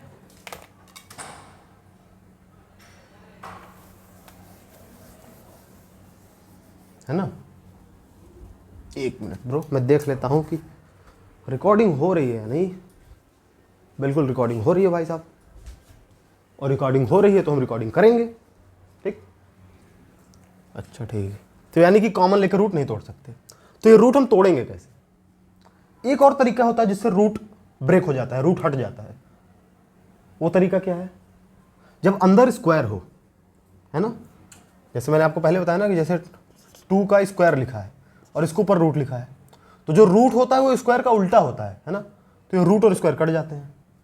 जैसे 2 के साथ मैं 5 मल्टीप्लाई करूँ और 5 डिवाइड भी कर दूँ तो 5 से 5 कट जाएगा ना भाई, क्योंकि 5 डिवाइड किया, 5 मल्टीप्लाई किया, तो यानी नेट इफेक्ट तो 1 हो गया। ऐसे ही मैंने 2 को स्क्वायर किया फिर उसका रूट किया, तो जो इफेक्ट है वो तो एकदम नेट इफेक्ट तो 0 हो गया ना भाई, कोई इफेक्ट पड़ेगा ही नहीं, है ना। तो अगर मैं रूट के अंदर स्क्वायर बना दूं तब मैं ये बड़ा वाला रूट हटा सकता हूं, और मैं किसी भी चीज को स्क्वायर बनाता कैसे हूं? जैसे 3 + √5 को अगर मैं x² लिख दूं, ठीक, तो रूट के अंदर 3 + √5 है, यानी कि x² हो जाएगा, है ना, और ये स्क्वायर से ये रूट कट जाएगा, यानी बचेगा x, ठीक।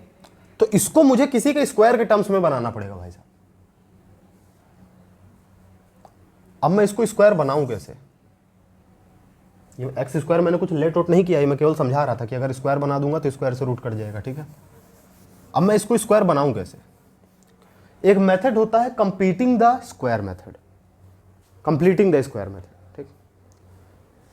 यानी कि हम किसी भी एक्सप्रेशन को स्क्वायर किसी के होल स्क्वायर में लिख देते हैं, ये हमारे क्वाड्रेटिक इक्वेशन में दिया हुआ था, पर अब सिलेबस से हट चुका है। जिनके पास पुरानी एनसीईआरटी की बुक होगी उनमें दिया हुआ है एक्सरसाइज में, पर मैंने पढ़ाया नहीं क्योंकि अब स्कूल के सिलेबस में है नहीं, इसलिए मैं 2 मिनट बता देता हूँ। ठीक, एक एग्जाम्पल ले लेता हूँ।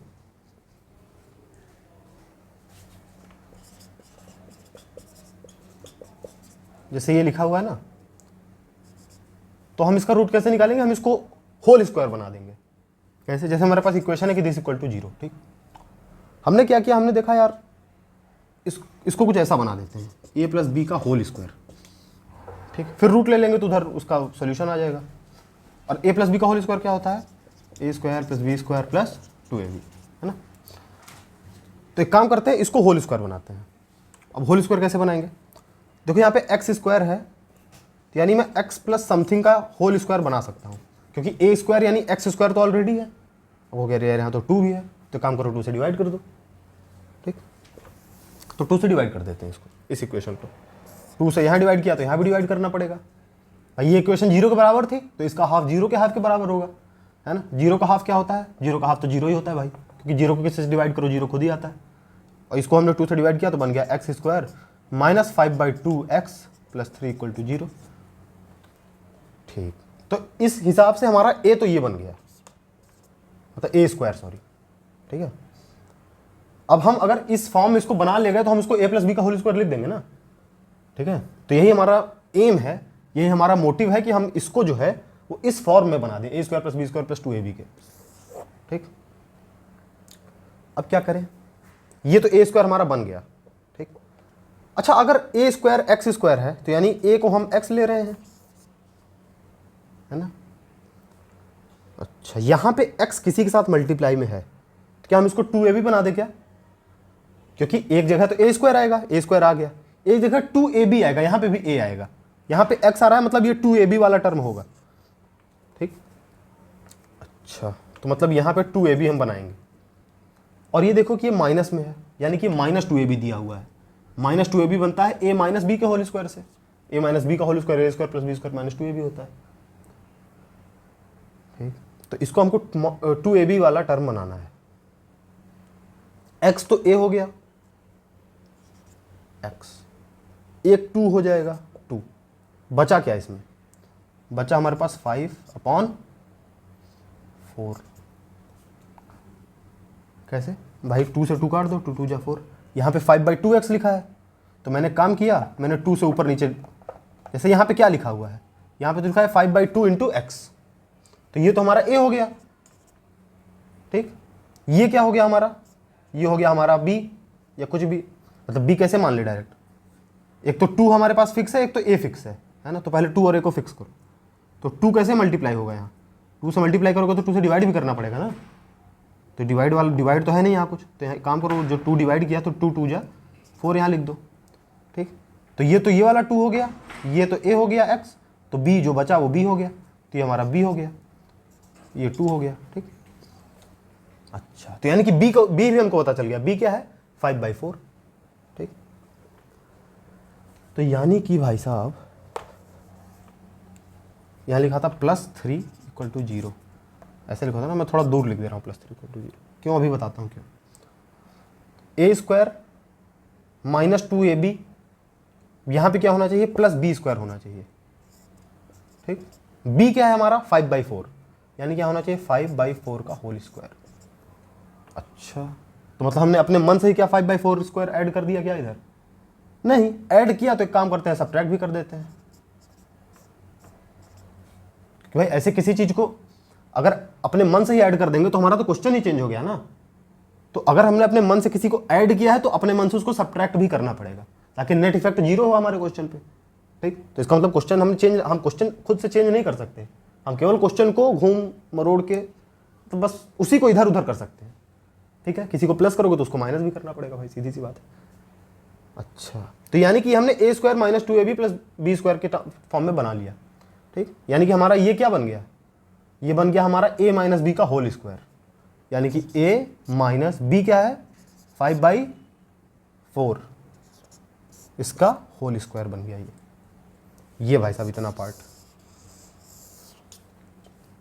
कैसे बनाया एक बार मैं दोबारा रिपीट करता हूं। हमारे पास एक इक्वेशन दी हुई थी ये 2x² - 5x + 3 = 0। मैंने देखा कि यहाँ पे x² है और x भी है, तो मैं एक काम करता हूँ, मैं इसको स्क्वायर के टर्म में बना लेता हूँ।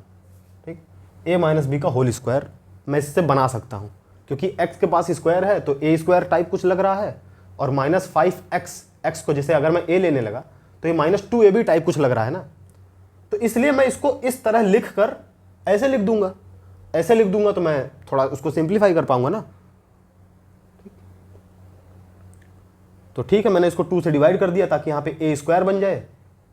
a² मैंने अगर इसको मान लिया तो यानी a फिक्स कर लिया, मैंने a फिक्स कर लिया, तो फिर 2 यहाँ पे था तो मैंने इसको 2ab के टाइप में लिखा। 2ab के टाइप में लिखा तो मुझे पता चल गया b क्या है, b पता चला तो मैंने b को प्लस माइनस कर लिया ताकि b² मिल जाए। फिर मैंने इसको a - b का होल स्क्वायर लिख दिया, और जो बचा वो तो बच गया, अभी लिखूंगे क्या बचा। ठीक, यानी कि मैंने इस एक्सप्रेशन को देखो किसी के होल स्क्वायर में लिख दिया है ना, मैंने इसको स्क्वायर बना दिया भाई साहब। ठीक है, अभी देखते हैं आगे क्या होता है। ये बस थोड़ा 2-3 क्वेश्चन प्रैक्टिस करोगे ना तो समझ में आ जाएगा क्या है। ठीक, और बचा क्या, +3 - 5/4 का होल स्क्वायर = 0, है ना। तो ये हमारा जो टोटल, ये जो हमारी इक्वेशन थी, ये जो इक्वेशन थी वो कुछ ऐसा बन गई। ठीक है, तो x - 5/4 का होल स्क्वायर प्लस 3 - 5 का स्क्वायर यानी 25, 4 का स्क्वायर यानी 16। अच्छा, 16 3 या 48 है ना,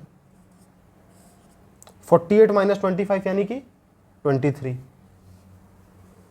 48 - 25 क्या होगा भाई साहब, 23 होगा ब्रो। क्या हम कुछ गलती कर रहे हैं, = 0। ठीक, एक गलती से मिस्टेक हो गया भाई साहब, और गलती से मिस्टेक ये हो गया कि यहाँ हमने पूरी इक्वेशन को 2 से डिवाइड किया था, है ना। तो यानी कि ये तो x² 2 हो गया, तो 2 से 2 कट गया, ये -5/2 हो गया, तो ये जो है ये 3/2 हो जाना चाहिए, राइट। पर हमने इसको केवल 3 लेके चल रहे थे। ठीक, 3/2 यहाँ लोगे तो स्क्वायर करोगे तो बनेगा -1/16। ठीक है, अब क्या करें हम क्या कर रहे हैं, हम इस इक्वेशन को सॉल्व कर रहे हैं। ठीक है, अभी तक मिड टर्म स्प्लिटिंग से करते थे, अब देखो वो मेथड ज़्यादा कॉम्प्लेक्स है। ठीक है, मतलब ज़्यादा कॉम्प्लेक्स नहीं है, ऐसा ही है, पर क्योंकि हमने प्रैक्टिस करी इसलिए आसान लगने लगा है। इसको मैं पहली बार हो सकता है कुछ बच्चों को बता रहा हूँ तो बड़ा अजीब लग रहा हो कि ये क्या कर रहे हैं। ठीक, बस इसको हमने होल स्क्वायर में बदला, और उसको हम मतलब अब क्या करें, अब सबको सिंप्लीफाई करना है ना, हमको x की वैल्यू चाहिए भाई। तो होल स्क्वायर = क्या बन गया, 1/16। अब देखो स्क्वायर है, उधर इधर इक्वल टू इधर भेजोगे तो क्या बन जाएगा, रूट बन जाएगा। रूट बन जाएगा मतलब 1/16 का रूट क्या होगा, 1/4, क्योंकि ये 1 का रूट अपॉन 16 का रूट, 1 का रूट 1, 16 का रूट 4। अच्छा, एक बात और, यहाँ पे दिस स्क्वायर = 1/16 था, यानी इसकी वैल्यू ±√16 होगी। ठीक, किसी भी रूट की वैल्यू हमेशा पॉजिटिव होती है, और अगर स्क्वायर से रूट बनाए तो पॉसिबिलिटी दोनों देखनी पड़ेगी, +-4। ठीक है, +- दोनों देखनी पड़ेगी। तो x - 5/4 आया, प्लस एक बार आएगा +1/4, एक बार आएगा -1/4। x की वैल्यू आएगी क्या, 1/4 + 5/4 और -1/4 + 5/4 निकाल लोगे। x की दो वैल्यूज आ गई, मतलब इसको हमने सॉल्व किया, x की 2 वैल्यूज आ गई। ठीक, तो ये हमारा मेथड था completing the square. Completing the square. Writing मेरी बहुत ही अच्छी है, पर कोई बात नहीं, हम मैथ पढ़ रहे हैं, मैथ में राइटिंग खराब हो सकती है, क्या दिक्कत है भाई, दिक्कत क्या है। चलो, तो यानी कि इस मेथड का यूज करके हम किसी भी इक्वेशन को स्क्वायर में बदल सकते हैं, किसी के होल स्क्वायर में बदल सकते हैं। ठीक है, तो ये हम सीख क्यों रहे हैं, सीख हम इसलिए रहे हैं क्योंकि हमको इस बड़े वाले रूट को कैंसिल करना है, और इस बड़े वाले रूट को कैंसिल हम कैसे करेंगे, जब अंदर होल स्क्वायर होगा। और होल स्क्वायर कब बनेगा, जब हम कंप्लीटिंग द स्क्वायर मेथड से इसको सॉल्व करेंगे। ठीक, तो अब एक काम करते हैं, इसको किसी को होल स्क्वायर में कन्वर्ट करते हैं। अब देखो ये रूट, ये 3 है, ये रूट 5 है, तो पहले काम करो दोनों को रूट में लिख लो भाई, क्योंकि तभी तो फिर इक्वल टाइप लगेगा। अच्छा, 3 को √3 कैसे लिखोगे, √3 का होल स्क्वायर लिखोगे, है ना, ताकि स्क्वायर से रूट कट जाए, बचे 3। ठीक, और ये है √5। ठीक है, अब देखो ये a² टाइप बन रहा है ना, ए स्क्वायर बन रहा है तो इसको एक काम करो, ए स्क्वायर बना दो भाई, भाई बन जाए ए स्क्वायर, क्या करेगा। तो चलो मान लो कि ये ए स्क्वायर है हमारा, ठीक। अगर ये ए स्क्वायर है तो यानी कि ए की वैल्यू, अच्छा मैं लिख देता हूँ वरना कंफ्यूज ना हो जाओ भाई साहब। ए प्लस बी अगर होगा तो ए प्लस बी का होल स्क्वायर क्या होता है, A square plus B square plus 2ab, है ना। ए स्क्वायर बन गया मतलब ए बन गया हमारा √3। अच्छा, तो हम इसको 2ab बना लेते हैं भाई, क्योंकि देखो यहाँ पे स्क्वायर है, अगर यहाँ पे स्क्वायर नहीं है मतलब ये पक्का 2ab वाला टर्म होगा, ठीक। तो 2ab बनाएंगे, ए क्या है हमारा √3, मतलब √5 पहले से था, हमको √3 चाहिए तो एक काम करना पड़ेगा, √3 से डिवाइड भी करना पड़ेगा, और हमको 2 चाहिए, है ना, तो 2 मल्टीप्लाई कर देते हैं, 2 से डिवाइड भी कर देते हैं, ठीक। तो अल्टीमेटली ये क्या बन गया, हम इसको √5 को कैसे लिख सकते हैं, √5 को लिख सकते हैं 2√3 इंटू √5/2√3, है ना। अच्छा, अब 2 एक काम करो, 2 को भी रूट के अंदर भेज दो भाई साहब, क्योंकि सब रूट में है ना, तो सब रूट में आ जाएगा तो मजा आ जाएगा, ठीक। 2 को हम लिख सकते हैं √4, ठीक है, लिख सकते हैं ना। एक काम करो, इसको 2 को लिख दिया हम √4, अभी अंडर रूट दोनों अंडर रूट में बन गया, मतलब दोनों डायरेक्ट मल्टीप्लाई हो सकते हैं, तो 4 × 3 कितना होता है 12, तो हम इसको लिख देते हैं √12, ठीक। अच्छा, ऊपर भी रूट नीचे भी रूट, तो टोटल एक ही रूट ले लो भाई, तो ये बन गया √5 क्या 5/12। तो हमने √5 को लिखा 2 × √3 इंटू √5/12। हमने ऐसा क्यों किया, क्योंकि हमको इसको 2ab के फॉर्म में बनाना है, तो 2a हम इसको मान चुके थे, अब जो बचा वो b बन गया, तो यानी कि ये जो है हमारा b बन गया, b क्या है √5/12। तो ये है a स्क्वायर प्लस 2ab, तो यानी plus b square, b square क्या आएगा भाई साहब 5/12 का होल स्क्वायर माइनस 5/12 का होल स्क्वायर। क्या ये आपके नेत्र में है, क्या ये आपके नेत्रों को दिख रहा है जो मैं लिख रहा हूं, या मैं थोड़ा मार्कर को अपने इंक पिला दूं, इंक पिला ही देता हूं भाई साहब, क्या करूं, नई नई इंक खरीदी इसलिए पिलाने की आदत नहीं है, पर कोई बात नहीं, अगर मैं लिखता गया और आपको दिखा ही नहीं तो फिर लिखने का मतलब क्या भाई साहब। चलो रिलैक्स ब्रो रिलैक्स। क्या आपको लगता है मैंने आपका समय बर्बाद किया, कोई बात नहीं, थोड़ा सा समय बर्बाद करने की इजाज़त मुझे भी दे दें तो ठीक होगा। चलो, तो यानी कि 3 + √5 को हमने कुछ ऐसा लिख दिया, बैम। ऐसा क्यों लिखा ब्रो, ऐसा हमने इसलिए लिखा ताकि ये जो है ये किसी के होल स्क्वायर में बदल जाए। तो किसके होल स्क्वायर में बदला भाई साहब, ये बदला a प्लस b के होल स्क्वायर में। a हमारा है √3 प्लस b हमारा है क्या √5/12, इसका बन गया ये होल स्क्वायर, पर दिक्कत है कि यहाँ माइनस √5/12 भी आ गया, इसका होल स्क्वायर भी आ गया ब्रो। अब क्या करें ब्रो, अब क्या करें, क्या हम इसका रूट लेंगे तो रूट कट जाएगा स्क्वायर से, नहीं कटेगा। तुम इसका स्क्वायर रूट लो तो स्क्वायर रूट इसके इस स्क्वायर से नहीं कटेगा, तो फिर क्या फ़ायदा हुआ इसका, फ़ायदा ये हुआ कि पहली बात तो हमने कंप्लीटिंग द स्क्वायर सीख लिया मेथड ठीक है, कि हम इससे कंप्लीटिंग द स्क्वायर से कैसे बनाते हैं।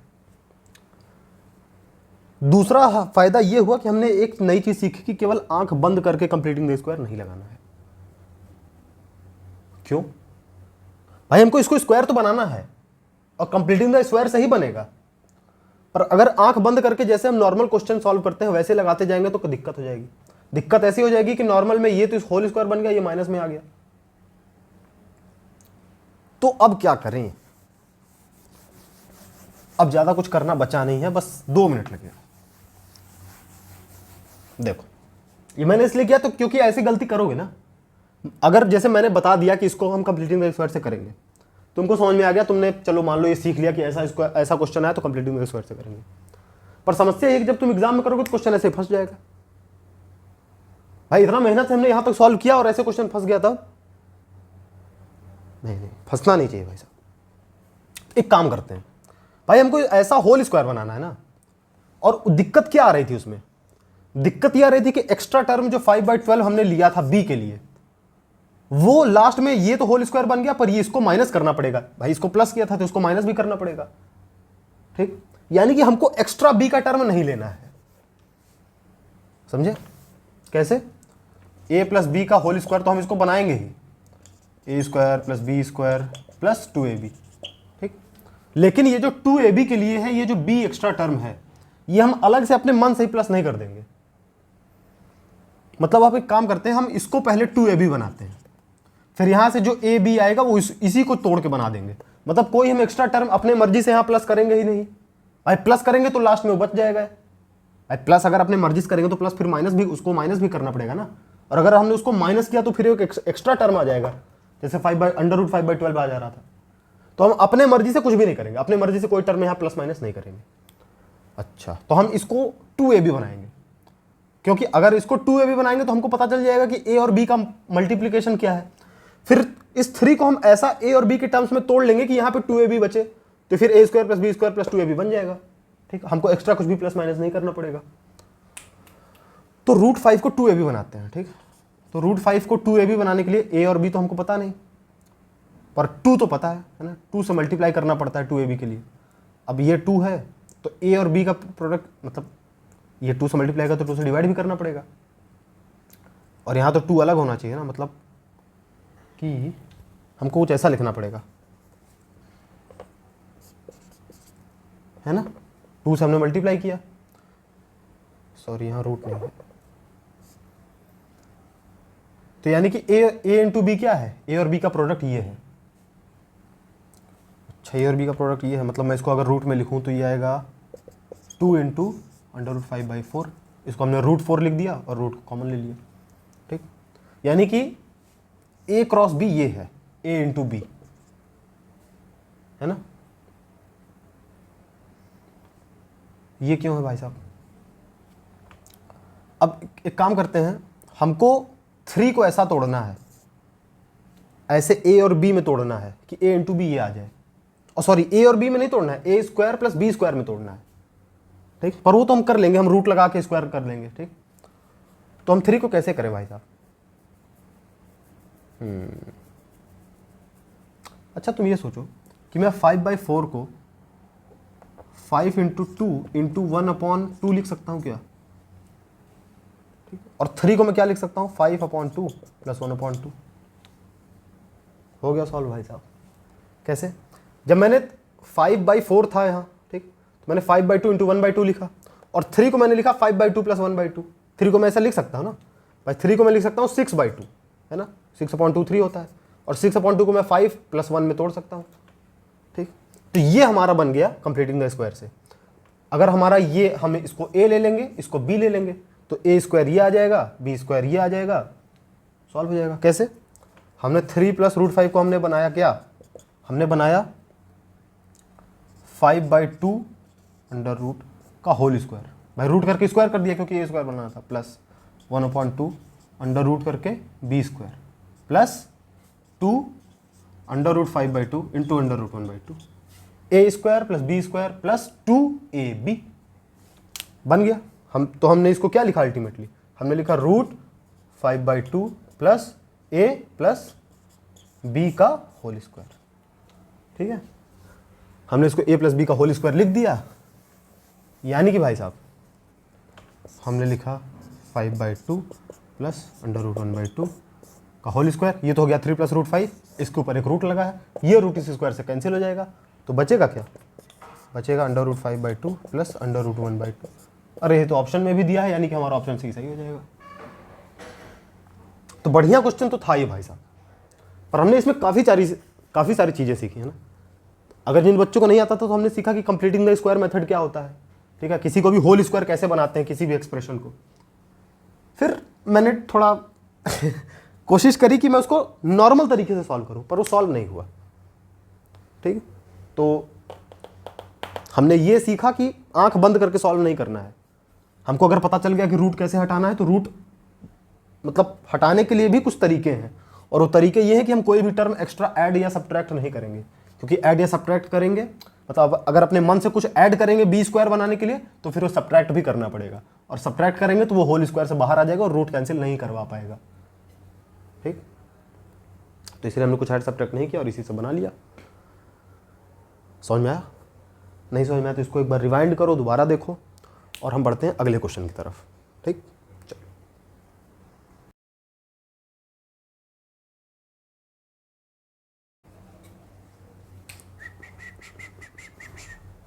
ये भी बढ़िया क्वेश्चन है, ट्राई करो, अटेम्प्ट करो।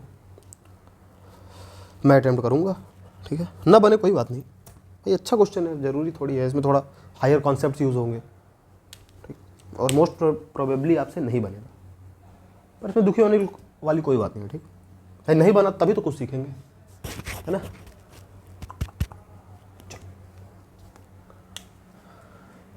हमारे पास दिया है एक 1500 है, एक नंबर है, ठीक है, इसको मैं कितने तरीके से प्रोडक्ट ऑफ टू नंबर्स लिख सकता हूँ। मतलब 1500 को मैं कैसे लिख सकता हूँ, 100 इंटू 15 ऐसे लिख सकता हूँ, है ना, या 500 इंटू 3 ऐसे लिख सकता हूँ। ऐसे मैं बहुत सारे तरीके से इसको लिख सकता हूँ ना, है ना। जैसे 5 इंटू में क्या लिखूंगा भाई साहब, 300। ऐसे मैं इसको बहुत सारे तरीकों से लिख सकता हूँ, है ना। तो मैं ऐसे टोटल कितने तरीके हैं, इस क्वेश्चन पूछा how many ways 1500 can be resolve into a product of two numbers. इसको मैं दो नंबर के प्रोडक्ट में कितने तरीके से लिख सकता हूँ। अब भाई या तो बैठ के गिनो, पर बैठ के गिनोगे तो हो सकता है मिस हो जाए कोई ना कोई नंबर। भाई बैठ के गिनने का इतना समय भी थोड़ी है हमारे पास, हो सकता है कि 1000 आ रहे हो, भाई हमको क्या पता, 1000 तरीके से हो सकता है लिख सकते हैं, तो डायरेक्ट तो नहीं गिनेंगे। तो कैसे गिने भाई साहब, इसमें पूछा प्रोडक्ट ऑफ नंबर्स। हम किसी भी नंबर को प्रोडक्ट के टर्म्स में, किसके प्रोडक्ट के टर्म्स में लिखते हैं, उसके फैक्टर के टर्म्स में, है ना। मतलब जैसे इसके जो फैक्टर्स होंगे उन्हीं का प्रोडक्ट करेंगे तभी तो 1500 आएगा। जैसे 5 है जो है इसका फैक्टर है ना। 5 क्यों इसका फैक्टर है, क्योंकि 5 इसको पूरी तरीके से डिवाइड कर देता है, इसलिए 5 इसका फैक्टर है। तो मैं 5 को किसी से मल्टीप्लाई करूंगा तभी तो ये आएगा, और जिससे मल्टीप्लाई करूंगा वो भी इसका फैक्टर ही होगा। ठीक, क्योंकि फैक्टर का मल्टीप्लाई करते हैं तभी वो नंबर बनता है, ठीक है। तो यानी कि मुझे इसके फैक्टर्स चाहिए भाई साहब। अगर मुझे सारे 1500 के फैक्टर्स मिल जाएं तो मैं सोच सकता हूं कि फैक्टर्स को मैं कितने तरीके से मल्टीप्लाई करूं कि 1500 मिले। ठीक, तो एक काम करते हैं, पहले 1500 के सारे फैक्टर्स निकालते हैं। अब सारे फैक्टर्स कैसे निकाले 1500 के भाई, सारे फैक्टर्स तो ऐसे डायरेक्ट कैसे, इसका अब लिखें कि 2 से डिवाइड होगा, चलो ठीक है, 3 से डिवाइड होगा, ठीक है।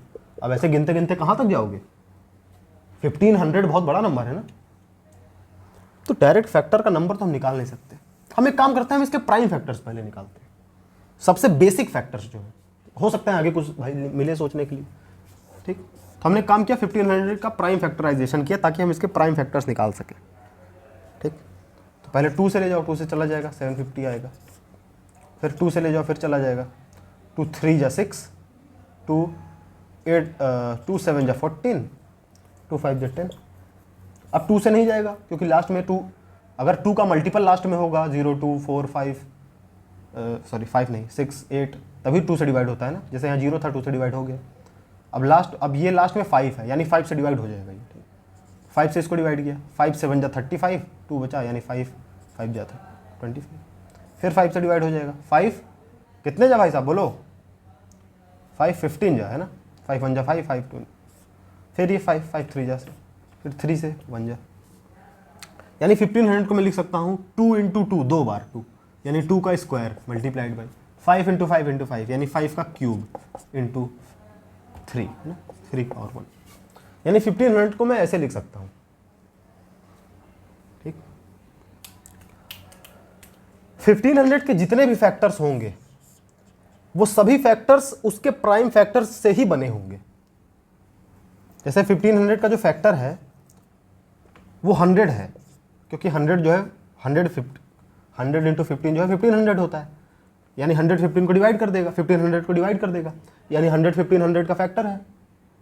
ठीक, 5 भी 1500 का फैक्टर है, तो इसका मतलब जो 5 है ये 100 का भी फैक्टर होगा भाई, क्योंकि मतलब वो एक ही सीरीज के पार्ट है ना, तुम ध्यान से देखो तो ये इसका ये फैक्टर है, यानी 1500 को ये डिवाइड करेगा, ये इससे छोटा नंबर है जो कि 1500 को डिवाइड करेगा और प्राइम है, यानी कि इसको भी डिवाइड करना चाहिए। ठीक, तो यानी कि 1500 के जितने फैक्टर्स होंगे, जैसे कि 100, 500, 300, ये सभी इसके जो प्राइम फैक्टर्स हैं इन्हीं से मिलकर बने होंगे, है ना। इन्हीं को हम अलग अलग तरीके से मल्टीप्लाई करेंगे तो ये सारे नंबर्स आते जाएंगे, और इनको सबको एक साथ पूरे को मल्टीप्लाई कर देंगे तो डायरेक्ट 1500 ही आ जाएगा। समझ में आया कैसे? मैं ये बोलना चाह रहा हूं, जैसे देखो 2 इंटू 2 2 ले लियो, और इसको तुम एक काम करो, इसको भी 2 ले लो, इंटू 5 इंटू 5, टोटल कितना आया? 5 5 जो 25, 4 जो 100। तो इस देखो 100 को हमने इन चारों को मल्टीप्लाई करने से बना दिया, है ना भाई। 2 को छोड़ दिया, कोई बात नहीं। यानी कि फैक्टर्स के मल्टीप्लिकेशन से ही जो प्राइम फैक्टर्स हैं, इन्हीं के मल्टीप्लिकेशन से ही इसके सारे फैक्टर्स आएंगे। ठीक, तो इसके सारे फैक्टर्स, ऑल फैक्टर्स, सभी फैक्टर्स जानने के लिए अगर मैं ये जान जाऊं कि इनके प्राइम फैक्टर्स को मैं कितने तरीके से मल्टीप्लाई कर सकता हूं, ध्यान से सुनना, मैं ये बताना चाहता हूं कि 2 जो है 1500 का फैक्टर है। ठीक, 2 जो है 1500 का फैक्टर है। ठीक, यानी 2 इंटू 2 जो है ये भी 1500 का फैक्टर होगा। ठीक, यानी कि 2 इंटू 5 जो है ये भी 1500 का फैक्टर होगा। ठीक, 5 इंटू 5 जो है ये भी 1500 का फैक्टर होगा। 5 into 3, 3 into 2, 5 into 5 into 5, 5 into 3, 5 5 5 3, मतलब इनको हम किसी भी कॉम्बिनेशन में मल्टीप्लाई करें, एक बार 2 5 ले लें, एक बार 4 5 ले लें, एक बार कोई 5 ना लें, केवल 2 इंटू 3 करें, इनकी किसी भी कॉम्बिनेशन को हम मल्टीप्लाई करेंगे तो 1500 का फैक्टर ही आएगा। तुम करके देख लो। तो 1500 के सारे फैक्टर्स निकालने के लिए मुझे यह जानना पड़ेगा कि इनके प्राइम फैक्टर्स को मैं कितने कॉम्बिनेशन में मल्टीप्लाई कर सकता हूं, कितने तरीके से प्राइम फैक्टर्स को आपस में मल्टीप्लाई कर सकता हूं। जितने तरीके से मैं प्राइम फैक्टर्स को आपस में मल्टीप्लाई करूंगा उतने ही फैक्टर्स होंगे 1500 के। समझे? जैसे एक तरीका ये हो गया, एक तरीका ये हो गया, एक तरीका ये हो गया, एक तरीका ये हो गया, नहीं यहां तो 4 5 ले लिया ना, एक तरीका ये हो गया इनके फैक्टर्स को मल्टीप्लाई करने का। तो ऐसे जितने तरीके पॉसिबल हैं, हर तरीके को अगर मैं जान जाऊं कि कितने तरीके हैं तो उतने मैं जान जाऊंगा कि 1500 के उतने ही फैक्टर्स हैं। ठीक, तो अब मैं कैसे जानूं कि भाई कि मैं इतने नंबर्स को कितने तरीके से मल्टीप्लाई कर सकता हूं? 3 फैक्टर्स हैं प्राइम फैक्टर्स, इन तीनों को मुझे मल्टीप्लाई करना है। इन तीनों को मैं अलग अलग कॉम्बिनेशन में मल्टीप्लाई करूंगा। एक बार 2 की पावर 2 ले लूंगा, एक बार 2 की पावर कुछ नहीं लूंगा, है ना। मतलब एक बार मैं ऐसे कर सकता हूं,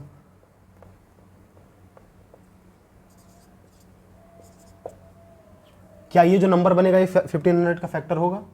2 इंटू 5 की पावर 0 मतलब 1, यानी 5 को हमने लिया ही नहीं। 2 इंटू 3 बिल्कुल 6 1500 का फैक्टर है। ठीक है, ऐसे मैं यहाँ पे 3 की पावर 2 तो ले नहीं सकता क्योंकि 2 है नहीं इसके फैक्टर में। एक बार हम 3 की पावर 0 ले लेता हूँ। ठीक है, तो 2 भी तो इसका फैक्टर है, बिल्कुल है। 2 इंटू 5 की पावर 1 ले लेता हूँ, 2 5 10, 10 भी इसका फैक्टर है। तो अलग अलग मैं रेशियो, अलग अलग कॉम्बिनेशन में लूंगा इनके प्राइम फैक्टर्स का, तो मुझे सारे 1500 के रेशियोज मिल जाएंगे। ठीक, अब मैं कितने रेशियोज ले सकता हूँ भाई? 2 में मेरे पास कितने तरीके हैं, 2 में मेरे पास कितने ऐसे रास्ते हैं जो जिनमें मैं इसको मल्टीप्लाई कर सकता हूं? मेरे पास 2 में 3 रास्ते हैं।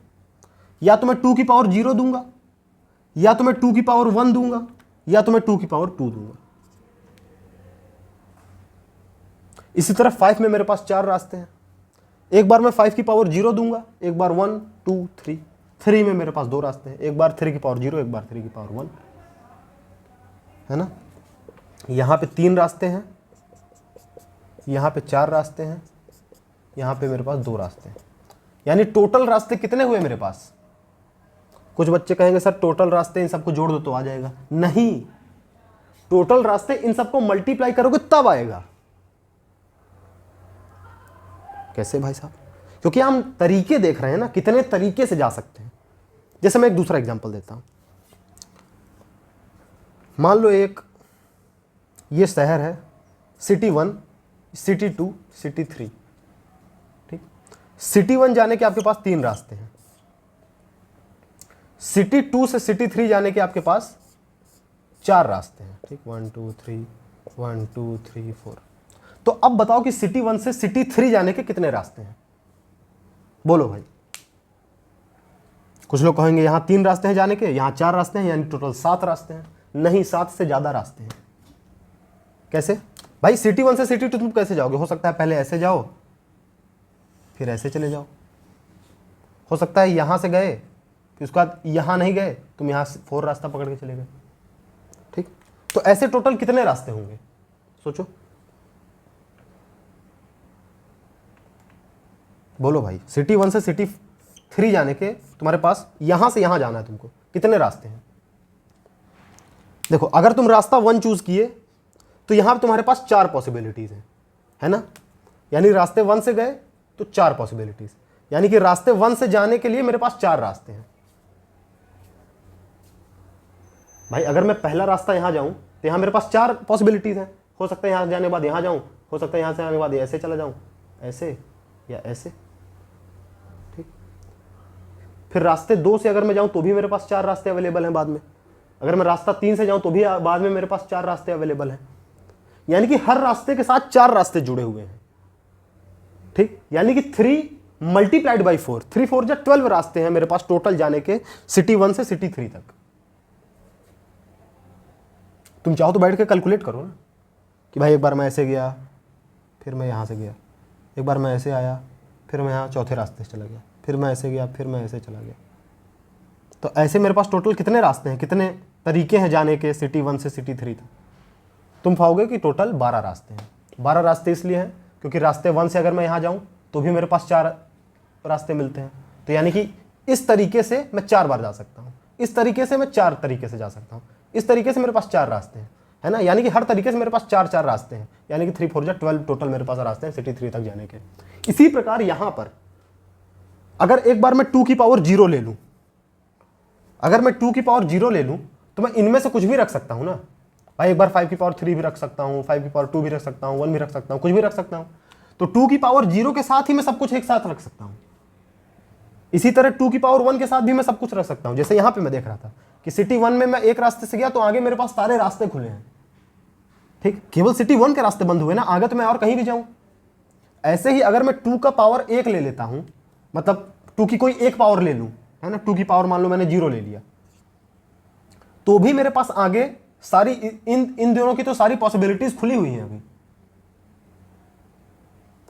तो इसीलिए 2 के पास 3 रास्ते हैं, 5 के पास 4 रास्ते, 3 के पास 2 रास्ते। इसी लॉजिक के हिसाब से मैं इन सभी रास्तों को मल्टीप्लाई कर दूंगा।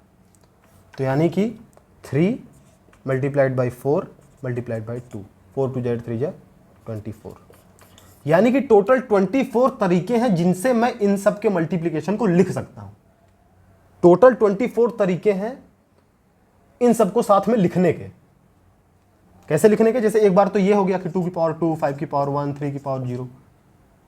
एक बार हो गया 2 की पावर 1, 5 की पावर 1, 3 की पावर 0। एक बार हो गया 2 की पावर 2, 5 की पावर 1, 3 की पावर 0। मतलब ऐसे मैं अलग अलग कॉम्बिनेशन में लिख सकता हूं ना इन तीनों नंबर्स को अलग अलग बार डाल के। तो ऐसे टोटल मेरे पास 24 तरीके हैं जिनसे मैं इनको अलग अलग लिख सकता हूं। भाई 5 की पावर 0 1 2 3 4 होगी, 3 की पावर 0 या 1 होगी, 2 की पावर 0 1 2 होगी, ठीक। यानी कि 24 टोटल पॉसिबिलिटीज हैं जिनसे कि मैं इनके प्राइम फैक्टर्स को अरेंज करके मल्टीप्लाई कर सकता हूं। और प्राइम फैक्टर्स को जिस प्रकार से मैं अरेंज करता हूं वही 1500 के फैक्टर्स होते हैं। यानी कि टोटल मेरे पास 24 1500 के फैक्टर्स हैं। 1500 के टोटल फैक्टर्स कितने हुए? 24।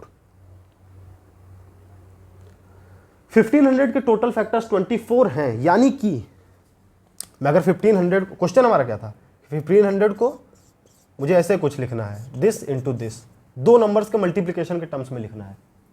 2 नंबर्स कौन होंगे? इसके फैक्टर्स ही होंगे भाई तभी तो उनके मल्टीप्लीकेशन से 1500 आ रहा है। टोटल फैक्टर है 24, यानी कि इन्हीं 24 में से कोई ना कोई 1-2 नंबर यहां होंगे। तो ऐसे 24 में कितने तरीके हैं कि मैं उनको 2 के मल्टीप्लाई में लिख दूं भाई। 24/2, 24 को मैं 2 से डिवाइड करूंगा तभी तो इतने तरीके निकलेंगे कि मैं यहां क्या क्या रख सकता हूं, कि हम 2 नंबर एक साथ ले रहे हैं ना। समझ में आया? ये वाला फिर लास्ट में थोड़ा सा फिर बताता हूं। कि 1500 को मैं लिखूंगा, जैसे मान लो मैंने लिखा 2 × 3, ठीक ठीक है, 2 × 3 मैं लिख सकता हूँ। और क्या लिख सकता हूँ मैं इसको, 3 × 5 लिख सकता हूँ, सॉरी 3 × 5 नहीं लिख सकता भाई साहब, मतलब मैं इसको 3 × कितना लिख सकता हूँ, 3 × बोल भाई बोल 500 लिख सकता हूँ, है ना। तो मतलब 3 और 500 दोनों फैक्टर्स हैं इसके, राइट। तो इसी प्रकार मैं 3 × 500 लिख सकता हूँ, 5 × 300 लिख सकता हूँ, 100 × 15 लिख सकता हूँ।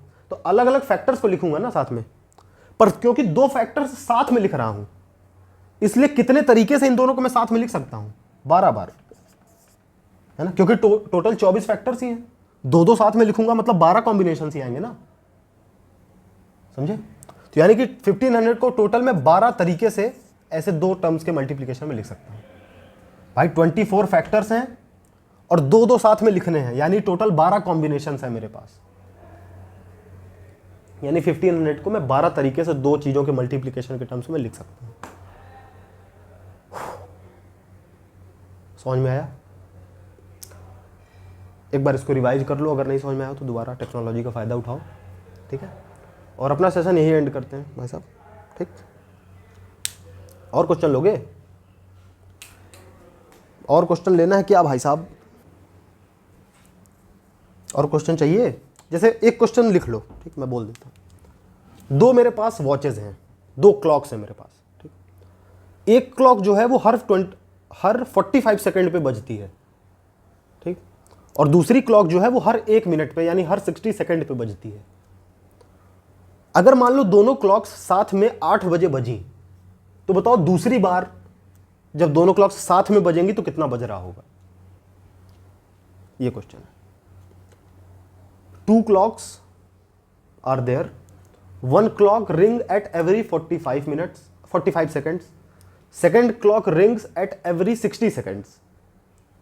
If they ring together at 8:00 AM, then at which time they will ring together again? This is the question, ठीक। तो तब तक के लिए पढ़ाई करते रहो, ऑल द वेरी बेस्ट, और मजे भी करो भाई, केवल पढ़ाई मत करो, है ना, मजा लो, इधर उधर जिंदगी जियो अपनी, है ना।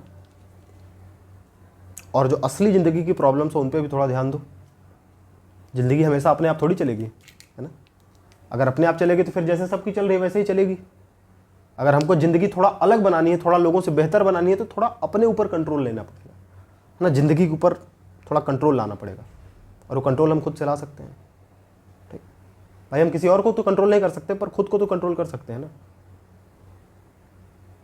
अपने ऊपर कंट्रोल लाओ, अपनी ज़िंदगी को बेहतर बनाओ, और अपनी ज़िंदगी को बेहतर बनाने की जिम्मेदारी किसकी है? केवल तुम्हारी, ठीक। चलो फिर मिलेंगे, बाय।